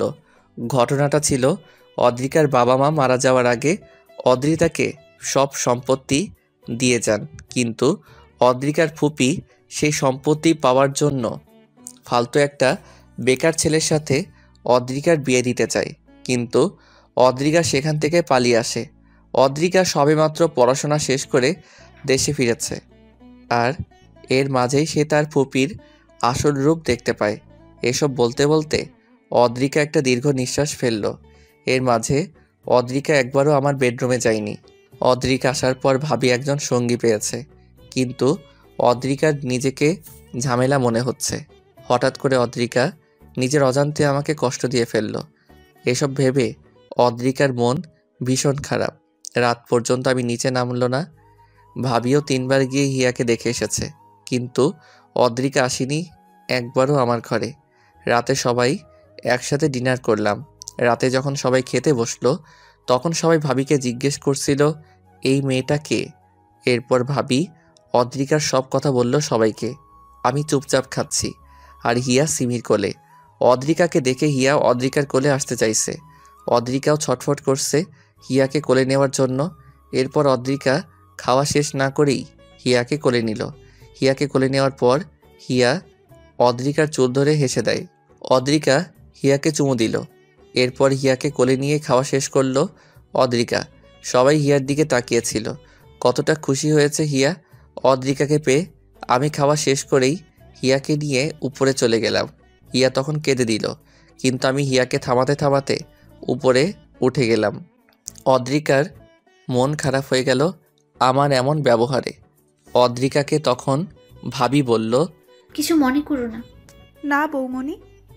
রাতে আমি গেস্ট রুমে ঘুমিয়ে পড়লাম। খাওয়া দাওয়া শেষ করে ইতিহার বাবা, ইহানের মা, ঈশানের পাপা, ভাবি আর ভাইয়াকে ডাকলো। মেয়েটা তো ভালোই বৌমা। হ্যাঁ মা, অনেক হাসি খুশি একটা মেয়ে। দেখতেও অনেক সুন্দরী, আর হায়ার এডুকেশনও। হ্যাঁ আঙ্কেল, আসলে আপনারা যদি অনুমতি দেন তাহলে আমি একটা কথা বলবো। বলো।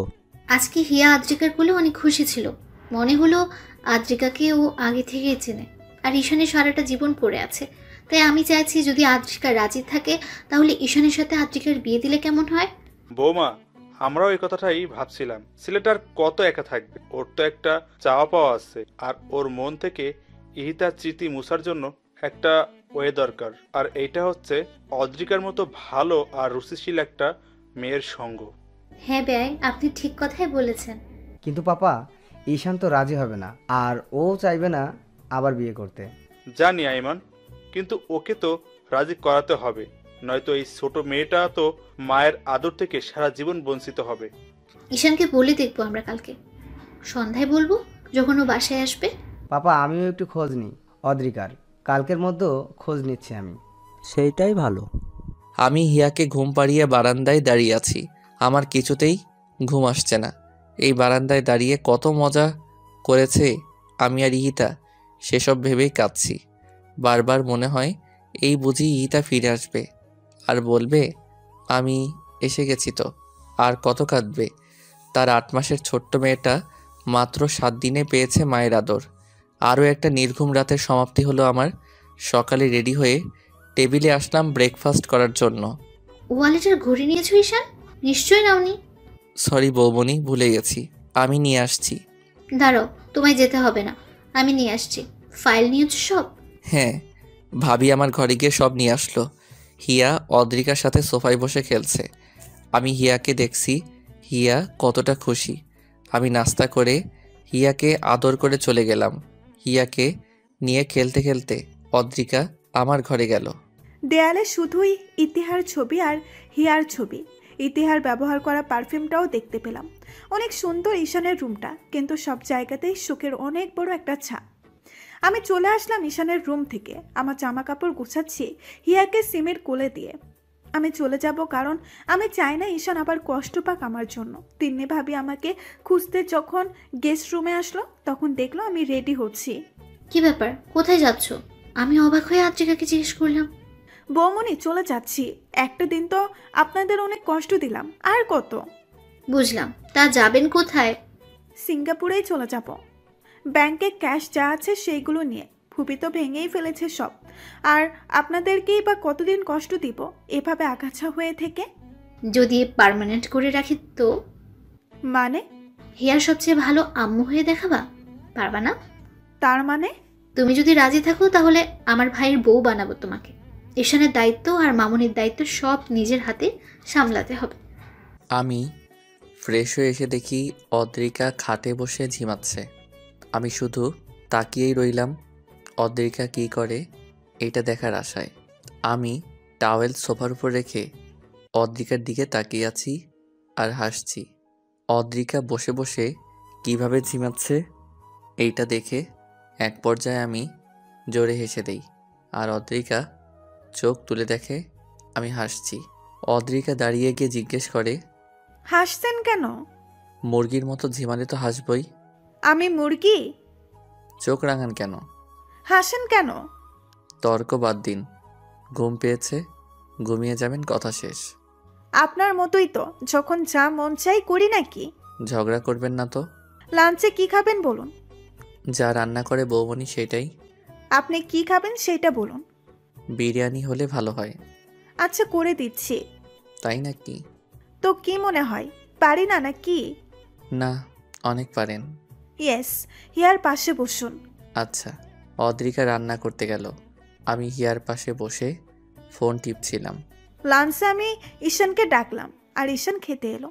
খাওয়া দাওয়া শেষ করে টিভি দেখতে বসলো ঈশান। প্রায় 2 ঘন্টা টিভি দেখিয়ে ঘুমিয়ে পড়লো। সন্ধ্যায় ঘুম থেকে উঠে ঈশান হিয়ার সাথে খেললো। সারাদিন হেসে খেলেই গেল ঈশানের। রাতে ঘুমানোর সময় আমি ঈশানকে বললাম, খাটে শুবেন ঠিক আছে, কিন্তু হিয়ার উপরে হাত তুলে দেন কেন? ব্যথা পায় না? আমি তো বুঝি নাই, বুঝলে তো আর দিতাম না। আমি মাঝে শুচ্ছি। এই না, আমি গেস্ট রুমে চলে যাই, আপনি হিয়াকে নিয়ে এখানে থাকেন। পা কেটে দিব একদম, এখানেই ঘুমাবেন, আর আমি মাঝেই শুব। একবার না বলেছি না? অদ্রিকা আর কোনো তর্ক না করে লাইট অফ করে আমার পাশে শুয়ে পড়ল। আমার দিকে তাকিয়ে বলল, আপনার স্ত্রী হই না এখন আমি? কেন আমাকে এভাবে দূরে সরিয়ে রাখছেন বলুন তো? কষ্ট হয় না আমার? ঈশান কিছু না বলে কিছু স্পেস রেখে মুখ ঘুরিয়ে শুয়ে পড়ল। আমি ওই হিয়ার দিকে তাকিয়ে শুয়ে পড়লাম। সকালবেলা ঈশান অফিসে চলে গেল। এদিকে সবাই মিলে ঈশানকে সারপ্রাইজ দেওয়ার জন্য গতকালকেই প্ল্যান করে রেখেছে আজ ঈশানের বার্থডে। সবাই মিলে সব রেডি করলো। সারা দিন ধরে আমি রান্না বান্না করলাম, হিয়াকে রেডি করালাম। সন্ধ্যার আগে আগে কেক নিয়ে আসলো ভাইয়া। কেকটাতে ঈশান আর হিয়ার ছবি। অসম্ভব সুন্দরভাবে আয়োজন করলো ভাইয়া আর ভাবি। ঈশানের গাড়ির আওয়াজ শুনে সবাই বাড়ির সব লাইটস অফ করে দিল। হঠাৎই লাইট অফ হয়ে যায়। ঈশান ফোনের ফ্ল্যাশ লাইট জ্বালিয়ে বাড়িতে ঢোকে। আমি সম্পূর্ণ ইতিহার মতো করে সেজেছি, ইতিহার শাড়ি আর গহনা পরে ইতিহার মতো হেয়ার স্টাইল করেছি। ঈশান দরজার সামনে আসতেই সব কয়টা রঙিন বাতি জ্বালিয়ে দিল ভাইয়া। সবাই ঈশানকে উইশ করলো, শুধু আমিই করলাম না। আমি হিয়াকে কোলে নিয়ে সিঁড়ির পাশে দাঁড়িয়ে আছি। যখন বাড়ির সম্পূর্ণ আলো জ্বলালো তখন ঈশান আমাকে দেখে হাত থেকে ফোন ফেলে দিল। ঈশান বিশ্বাস করতে পারছে না কে এটা। ঈশান দৌড়ে আমার সামনে আসে আর বাহু ধরে পা থেকে মাথা পর্যন্ত সব দেখে স্পষ্ট স্বরে বলে, ইহিতা তুমি? শুভ জন্মদিন মাই লাইফ। আমি তখন অদ্রিকার বাহু ছেড়ে দিই আর ছোট্ট একটা থ্যাঙ্কস দিই। আমি সম্পূর্ণ ভেঙে পড়েছি অদ্রিকাকে এইভাবে দেখে। বারবার অদ্রিকার দিকে তাকাচ্ছি আর অদ্রিকা আমার দিকে। আমি আর অদ্রিকা মিলে কেক কাটলাম। অদ্রিকা আমাকে খাইয়ে দিল, কিন্তু আমি অদ্রিকাকে খাওয়ালাম না। কেক কেটেই আমি নিজের ঘরে চলে গেলাম। সবাই বুঝতে পেরেছে ঈশানের কোথায় আঘাত লেগেছে, কিন্তু আমি তো ইচ্ছে করে এমন করিনি। হয়েছে ওই সব বন্ধ হয়ে গেল। আমি ভাবির কোলে হিয়াকে দিয়ে উপরে চলে গেলাম। আমি ঈশানকে ঘরে না পেয়ে ছাদে গেলাম। গিয়ে দেখি ঈশান কাঁদছে। ছাদের এক কোণে দাঁড়িয়ে ঈশান কাঁদছে আর সেটা আমি দাঁড়িয়ে দাঁড়িয়ে দেখছি। আমি খুব দ্রুত হেঁটে ঈশানের কাছে গেলাম। ঈশানকে নিচের দিকে ঘুরালাম। ঈশানের ঘামে ভেজা শরীরটাকেই জড়িয়ে ধরলাম। ঈশানকে জড়িয়ে ধরেই কেঁদে দিলাম। ঈশান আমাকে সরাতে চাইলেও আমি সরাতে দেইনি। কেন এমন করছেন আমার সাথে বলুন তো? আমিও তো একটা মানুষ। আজ এক সপ্তাহ ধরে এসব সহ্য করছি। নিজে তো কষ্ট পাচ্ছেন, সাথে আমাকেও কষ্ট দিচ্ছেন। আচ্ছা আমাকে একটা কথা বলুন তো, ইতিহা আপুর স্মৃতি নিয়ে বাঁচতে পারবেন সারা জীবন, নাকি এভাবেই নির্জীব মানুষের মতো জীবন কাটিয়ে দিবেন? ঈশান একটা মেয়ে আর কত সহ্য করার ক্ষমতা রাখে বলুন তো আমায়? আমার সামনে আপনি সারাক্ষণ ইতিহা আপুর জন্য কষ্ট পান, সেটা কি আমার খুব ভালো লাগে? আজ যে এখানে দাঁড়িয়ে কাঁদছেন, কেন কাঁদছেন? জবাব দিন আমায়। আমাকে আষ্টে পৃষ্ঠে জড়িয়ে আছে অদ্রিকা। সরাতেও পারছি না, আর কিছু বলতেও পারছি না। অদ্রিকা আমার শার্ট মুঠো করে ধরে বুকে মাথা দিয়ে কাঁদছে। আমি শুধু রাতের আকাশ দেখছি আর চোখ দিয়ে পানি ঝরাচ্ছি। কিছুক্ষণ পর অদ্রিকা আমাকে ছেড়ে দিয়ে নিচে চলে এলো। অদ্রিকা ফ্রেশ হয়ে খাটের উপর বসে মাথা নিচু করে কাঁদছিল। প্রায় 10 মিনিট পর আমি ঘরে আসি। অদ্রিকাকে কাঁদতে দেখে আমি কিছু বললাম না। অদ্রিকা দেখেনি আমি এসেছি। অদ্রিকা ওয়ালেট রাখার আওয়াজ শুনে আমার দিকে তাকিয়ে চোখ মুছে ফেলল। আমি ফ্রেশ হয়ে অদ্রিকাকে নিয়ে খেতে গেলাম। সবাই একসাথে ডিনার করলাম। অদ্রিকা খাবার নাড়াচাড়া করে কিছু মুখে না দিয়েই ইয়াকে নিয়ে গেস্ট রুমে ঘুমাতে গেল। অদ্রিকা যে খায়নি তা আমি খুব ভালোভাবে খেয়াল করলাম, কিন্তু কিছু বললাম না। আমি খেয়ে উঠে গেলাম। ঘরে গিয়ে দেখি অদ্রিকা আর হিয়া ঘরে নেই। গেস্ট রুম লক দেখে বুঝতে পারি অদ্রিকা এভাবেই আছে। দরজা নক করলাম। অদ্রিকা দরজা খুলে দিয়ে ভেতরে চলে আসে। আমি অদ্রিকাকে বললাম, তোমার ঘর এটা নয় অদ্রিকা। অদ্রিকা বিস্ময় নিয়ে আমার দিকে তাকায়। কান্না করার পর চোখ নাক মুখ লাল হয়ে আছে অদ্রিকার। ঈশান কি সত্যি আমাকে তুমি বলল? ঈশান আবার বলল, হিয়াকে কোলে নাও আর ঘরে আসো। আমি আবারও অবাক হয়ে যাই ঈশানের কথা শুনে। এবার ঈশান নিজেই হিয়াকে কোলে নিয়ে আমার হাত ধরে ঘরে নিয়ে যায়। হিয়া ঘুমিয়ে পড়েছে, তাই ঈশান হিয়াকে বাম পাশে খাটে শুয়ে দিল। ঈশান দরজা লক করে দিল। আমাকে খাটে বসে থাকতে দেখে ঈশান আমার হাত ধরে আমার কোলে শুয়ে পড়ল। আমি অবাকের উচ্চ সীমানায় পৌঁছে গেছি ঈশানের এমন ব্যবহার দেখে। ঈশান আমার হাতে চুমু দিল। আমি কেঁপে উঠলাম। ঈশান আমার মাথা নিচু করে আমার ঠোঁটে চুমু দিল। আমি এবার ঈশানকে জিজ্ঞাসা করলাম, আপনি ঠিক আছেন? কি করছেন এসব? আমি অদ্রিকার প্রশ্ন শুনে উঠে বসলাম। মায়াবী দৃষ্টিতে তাকালাম অদ্রিকার দিকে। অদ্রিকার সিল্কি চুলগুলো কানের পেছনে গুজে দিয়ে বললাম, আমি ঠিক আছি, আর সম্পূর্ণ ঠিকই আছি। এতদিন ঠিক ছিলাম না। ইহিতাকে ভালোবাসি 6 বছর ধরে। বিয়ের 1 বছরের মাথায়ও মারা গেল। 6 বছরের অপেক্ষা, আক্ষেপ সব নষ্ট হয়ে গেল আমার, যখন ইহিতা আমার বুকের উপর শুয়ে মারা গেল। এই 8 মাস প্রতিটা সেকেন্ড ইহিতাকে খুঁজেছি আমি। অনেক ভালোবাসি ওকে আমি। ও আমার মনের জায়গাতেই আছে, যে জায়গায় ওর থাকার কথা। কিন্তু এই সত্যির মাঝেও চরম সত্যি হচ্ছে, তোমায় আমি বিয়ে করেছি। হ্যাঁ, সেইটা নিজের ইচ্ছাই করিনি, সেইটা তুমিও ভালো জানো। কিন্তু আমার ইচ্ছা অনিচ্ছাই তো তোমার জীবনটা এলোমেলো হয়ে যাচ্ছে। ইহিতা আজ নেই, কিন্তু ওর স্মৃতি তো থাকবে আমার কাছে সারা জীবন। তোমায় বিয়ে করেছি কষ্ট দেওয়ার জন্যে নয়, কিন্তু সেই কষ্টটাই তুমি পাচ্ছ। তোমায় কষ্ট দেওয়ার কোনো অধিকার নেই আমার। এতদিন তাহলে কোথায় ছিল আপনার এই কথাগুলো? নাকি এতদিন আমি ছিলাম না? ঈশান জীবন কাউকে দ্বিতীয় সুযোগ দেয় না, কিন্তু আপনাকে দিয়েছে। আমাকে কি আপনার যোগ্য মনে হয় না? নাকি আমি ইতিহা আপুর মতো আপনাকে ভালোবাসতে পারি না? ইহিতার মতো করে ভালোবাসা লাগবে না, তুমি তোমার মতো করেই ভালোবাসো। খাচ্ছেন কেন আপনি? না, এমনি। আমি আপনাকে অনেক কষ্ট দিয়ে ফেললাম, তাই না? না, তুমি আমায় কষ্ট দেওয়ার কে বলো তো? স্রষ্টা চান এমনটাই হোক, তাই হয়েছে। ঈশান, আপনি আপনার মতো থাকুন, আর বিরক্ত করব না আপনাকে। আমি জানি আপনি কতটা ভালোবাসেন ইতিহা আপুকে, যার কারণে এসব আপনি মেনে নিতে পারছেন না। সমস্যা নেই, এইভাবেই থাকবো আমি সারা জীবন। শুধু আপনার সাথে থাকতে দিলেই হবে, আর কিচ্ছু লাগবে না। ঘুম পেয়েছে, ঘুমাবো। অদ্রিকা পিছু হাঁটতে নিলে আমি অদ্রিকাকে এক টানে নিজের কাছে নিয়ে আসি। অদ্রিকার মাথা আমার বুকের সাথে বাড়ি খায়, চুলগুলো খুলে গেছে। আমি অদ্রিকাকে বললাম, ইহিত আমার অতীত, আর তুমি বর্তমান। মানুষ বর্তমানকে নিয়ে বাঁচতে পারে, অতীতকে নিয়ে নয়। অতীত মানুষকে তিলে তিলে নিঃস্ব করে দেয়। আজ আমার ইহিতা যদি থাকতো তোমার বদলে, তাহলে হয়তো বলতো, ঈশান তুমি ঠিক করছো না, তোমার সুখ দেখতে চেয়েছিলাম আমি, চোখের পানি নয়। ইহিতা আর তোমার মধ্যে তফাৎটা কি জানো? ইহিতা ছিল আমার প্রথম প্রেম, আর তুমি প্রথম বন্ধু। মানুষ কখনোই এই দুইটা জিনিস ভুলতে পারে না। তুমি থাকলেও যেমন আমি ইহিতাকে ভুলতে পারবো না, তেমনি তোমায় ছাড়া সামনে চলতে পারবো না। ইহিতাকে ভুলাও আমার পক্ষে সম্ভব নয়, আর তোমাকে কষ্ট দেওয়াও আমার দ্বারা সম্ভব না। হয়তো তুমি আমার হবে বলেই এত আয়োজন। এত পাগল ছিলেন আপনি ইতিহা আপুর জন্য? থাক, সেই সব বাদ দাও। আর কোনোদিন ইহিতার জিনিসপত্র ধরো না। না, ধরবো না। হিয়াকে সবসময় নিজের মেয়ের মতো আদর করো। কখনো ওকে বুঝতে দিও না যে তুমি ওর মা নও। কি বলেন আপনি? আমি হিয়ার মা না তো কে ওর মা? ঘুম পেয়েছে, ঘুমাবো। যান। তুমি? ঘুমাবো না। ঈশান আমাকে বিছানায় এনে মাঝে শোয়ালো, আর হিয়াকে দেখলো একটু।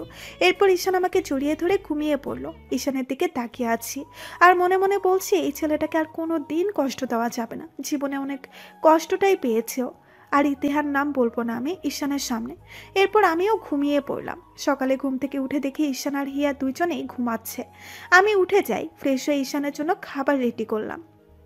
আমি আজ আদ্রিকার মুখে অন্যরকম খুশির ঝলক দেখতে পাচ্ছি। রান্নাঘরে গিয়ে আদ্রিকাকে জিজ্ঞেস করলাম, ব্যাপার কি? লোভ বাইট নাকি অন্য কিছু? কিছুই না বৌমনি। ঈশান কই? ঘুমান। উঠে নেই? না। দেখে দাও, অফিসে যাবে না? কটা বেজে গেছে? হ্যাঁ বৌমনি, যাচ্ছি। তুমি একটু দেখো এগুলো। আমি রান্নাঘর থেকে বেরিয়ে দেখলাম ঈশান নামছে হিয়াকে কোলে নিয়ে। আমি এগিয়ে গিয়ে হিয়াকে কোলে নিলাম। ঈশানকে জিজ্ঞাসা করলাম, অফিসে যাবেন না? না। কেন? পরে বলবো, জুস দিয়ে যাও। দিচ্ছি। শরীর খারাপ না তো আবার? আরে না, হিয়াকে দিয়ে যাও আমার কাছে। অদ্রিকা আমাকে জুস এনে দিল। আমি পিয়াকে ফোন করে বললাম, আগামী 7 দিন সে অফিসে যাব না, সব যেন ম্যানেজ করে ম্যানেজার আর ও মিলে। অদ্রিকা আমাকে জিজ্ঞেস করলো, 7 দিন যাবেন না কেন? বলবো তো, ব্রেকফাস্ট সার্ভ করো। করছি, আসেন। সবাই মিলে একসাথে ব্রেকফাস্ট খেতে বসলাম। ঈশান খাবার মাঝে সবাইকে বলল, আমি আজ রাতের ফ্লাইটে কক্সবাজার যাচ্ছি অদ্রিকা আর হিয়াকে নিয়ে। সবাই অবাক হয়ে গেল, সাথে অদ্রিকাও। আমরাও ভাবছিলাম তোর বাইরে যাওয়া দরকার, দেশের বাইরে যা। না ভাইয়া, হিয়া বড় হলে বাইরে যাওয়ার প্ল্যান করব। অফিসে তাহলে আমি বসছি, তুই ঘুরে আয়। হুম। ঈশান আমাকে নিয়ে ঘুরতে যাবে এই কথা ভেবেই আমি লাফাচ্ছি। ব্রেকফাস্ট টেবিল থেকে হিয়াকে নিয়ে ঘরে গেলাম। ঈশান খাওয়া শেষ করে ঘরে এলো। ঈশানকে দেখে আমি ঈশানের কাছে এগিয়ে যাই, হিয়াকে কুলে নিয়ে। ঈশানকে জিজ্ঞাসা করলাম, আমরা কি সত্যি আউটিংয়ে যাচ্ছি? হুম। বিশ্বাস হচ্ছে না। হিয়াকে আমার কাছে দিয়ে তুমি রেডি হও, বিশ্বাস হওয়া লাগবে না। যাবো তো রাতে, এখন কিসের রেডি? কিছু লাগলে বলো, অর্ডার করে দেই। আর কাপড় গোছাতে হবে না? হ্যাঁ, তা তো হবেই। সেগুলোই করো এখন, আমি হিয়াকে দেখছি। আচ্ছা, আমি যাওয়ার জন্য সম্পূর্ণ তৈরি। সন্ধ্যার পর ঈশান আমি হিয়াকে নিয়ে রেডি হয়ে নিচে নামলাম। ঈশান হোয়াইট শার্ট আর ব্ল্যাক জিন্স পরেছে, আমি ব্ল্যাক শাড়ি আর গা ভর্তি গহনা। হিয়াকে আমি টি শার্ট আর শর্ট পরিয়েছি। আমাদের দেখতে ভীষণ সুন্দর লাগছে। সবার কাছ থেকে বিদায় নিয়ে ঈশান এয়ারপোর্টের উদ্দেশ্যে রওনা দিল। ড্রাইভার গাড়ি চালাচ্ছে আর আমরা পেছনে বসে আছি। ঈশানের কোলে হিয়া। ঈশান হিয়ার সাথে কত কথা বলছে, আমি সেই কথাগুলো মনোযোগ দিয়ে শুনছি আর হাসছি। ঈশান আমার দিকে এক নজর তাকিয়ে আবার হিয়ার সাথে মজা করা শুরু করে।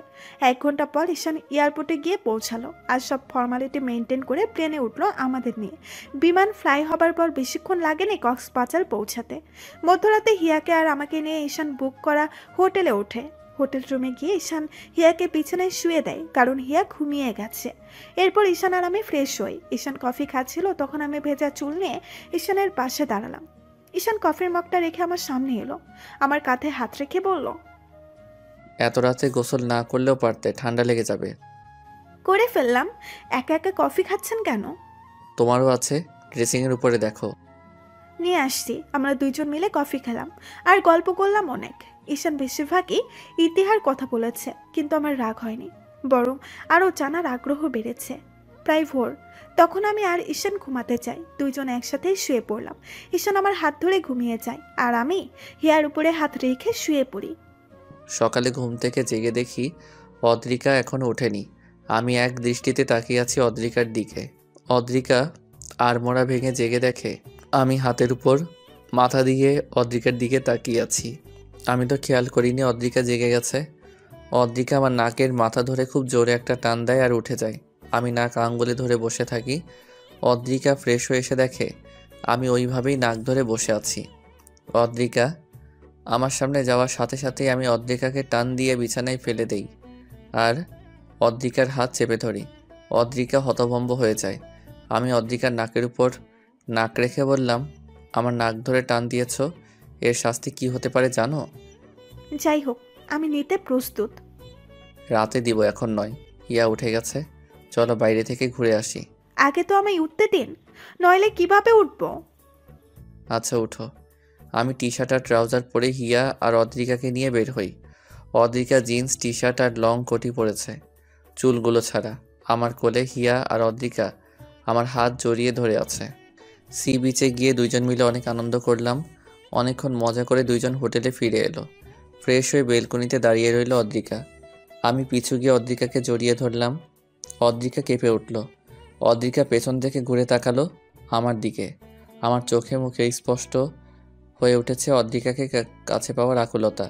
অদ্রিকা বিছানায় তাকিয়ে দেখছে হিয়া ঘুমিয়ে আছে। অদ্রিকা আমার গলা জড়িয়ে ধরল। আমার নিঃশ্বাস পড়ছে অদ্রিকার চোখে আর মুখে। অদ্রিকা বলল, বাবুর 1 বছর হতে আর বেশি দিন বাকি নেই। আমি চাই হিয়ার জন্মদিন ধুমধাম করে উদযাপন করা হোক, আর ইতিহা আপুর মৃত্যুবার্ষিকী গ্রামে করব, এখানে নয়। আমিও তাই ভাবছিলাম।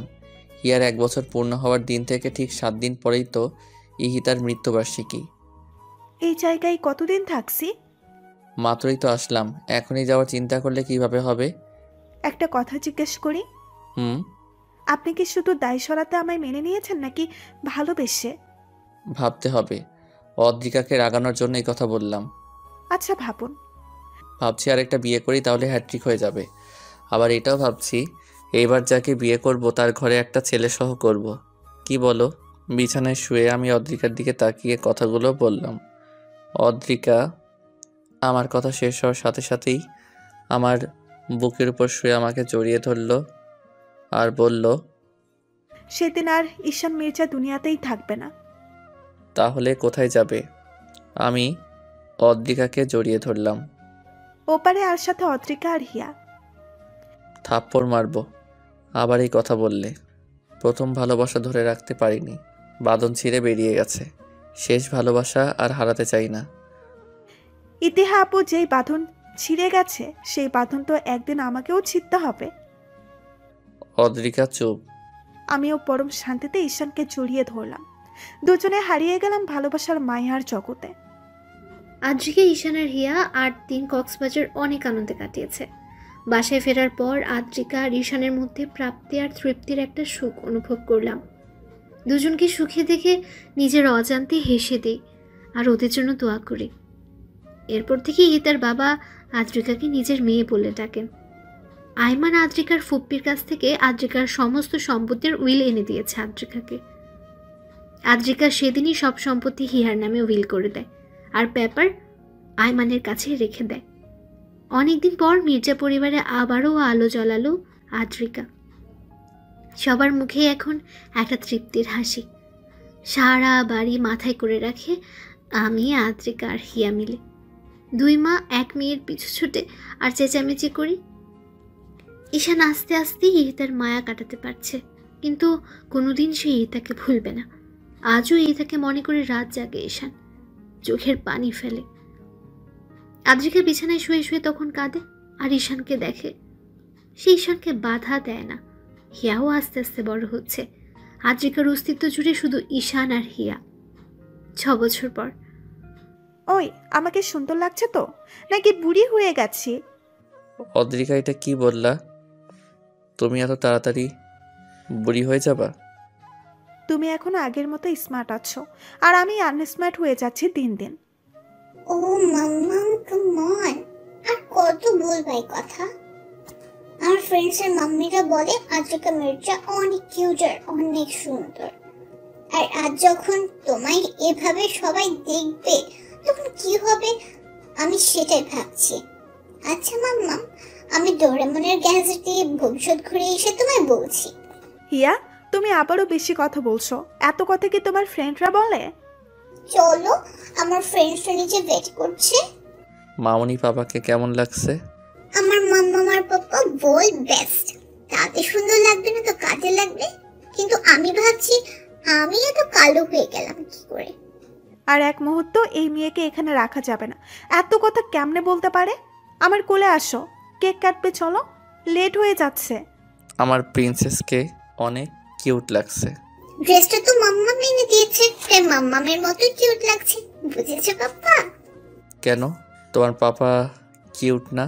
বৌমনি, বৌমনি, কিরে, কি হলো? নিচে আয়। বৌমনি, এই পাগল দুটাকে সামলাও প্লিজ, নয়তো আমাকে কোথাও রেখে আসো।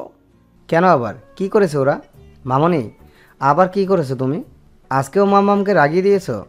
আমি রাগাতে চাইনি তো বড় আব্বু, মাম্মা এমনিতেই রেগে যায় আর বড় আম্মুর হেল্প নিয়ে আমাকে থামানোর জন্য। আমার বুড়িটা দিন দিন পেকে যাচ্ছে। ধ্যাত বড় আব্বু, কি বলো? বুড়ি তো হচ্ছে মাম্মাম। এই কথা বলেই আইমানের কোল থেকে হিয়া নেমে দৌড়ে নানু ভাই আর দাদু ভাইয়ের কাছে চলে যায়।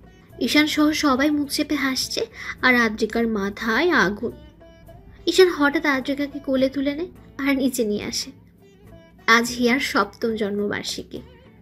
হিয়ার জন্য আদ্রিকা আর কোনো সন্তান নেয়নি। ঈশান আর হিয়াকে ঘিরেই এখন আদ্রিকার জীবন। ঈশান অফিস থেকে ফেরার পর আদ্রিকা আর হিয়ার মুখ দেখেই সব ভুলে যায়। হিয়া জানে না এই হিতা নামে কেউ তার আসল মা। হিয়া ঈশান আর আদ্রিকাকে সবসময় ওয়ার্ল্ড বেস্ট প্যারেন্টস বলে। আদ্রিকা কেঁদে দেয়, হিয়াকে জড়িয়ে ধরে। তখন কোনো কিছুর অভাব আর অপূর্ণতা নেই ঈশান আর আদ্রিকার সংসারে। তবে ঈশান সবসময় তার কবরের পাশে বসে কাঁদে। আদ্রিকা তখন ঈশানকে জড়িয়ে ধরে। এভাবেই আদ্রিকা সবসময় ঈশানকে সাপোর্ট দিয়ে আসছে। ঈশান ওর জীবনে আদ্রিকার ভূমিকা কোনো দিন অস্বীকার করবে না। এখনো ঈশান খোলা রাস্তায় হেডলাইটের আলোতে বসে আদ্রিকাকে নতুন করে যায়, নতুন করে প্রপোজ করে আদ্রিকাকে। তখন আদ্রিকা শাড়ির আঁচল ধরে ঈশানের মায়া ভরা মুখের দিকে তাকিয়ে নিঃশব্দে কেঁদে দেয়। এভাবেই যুগ যুগ ধরে বেঁচে থাকুক ঈশান আর আদ্রিকার অমর আর পবিত্র প্রেম। ধন্যবাদ সবাইকে আমাদের পাশে থাকার জন্য।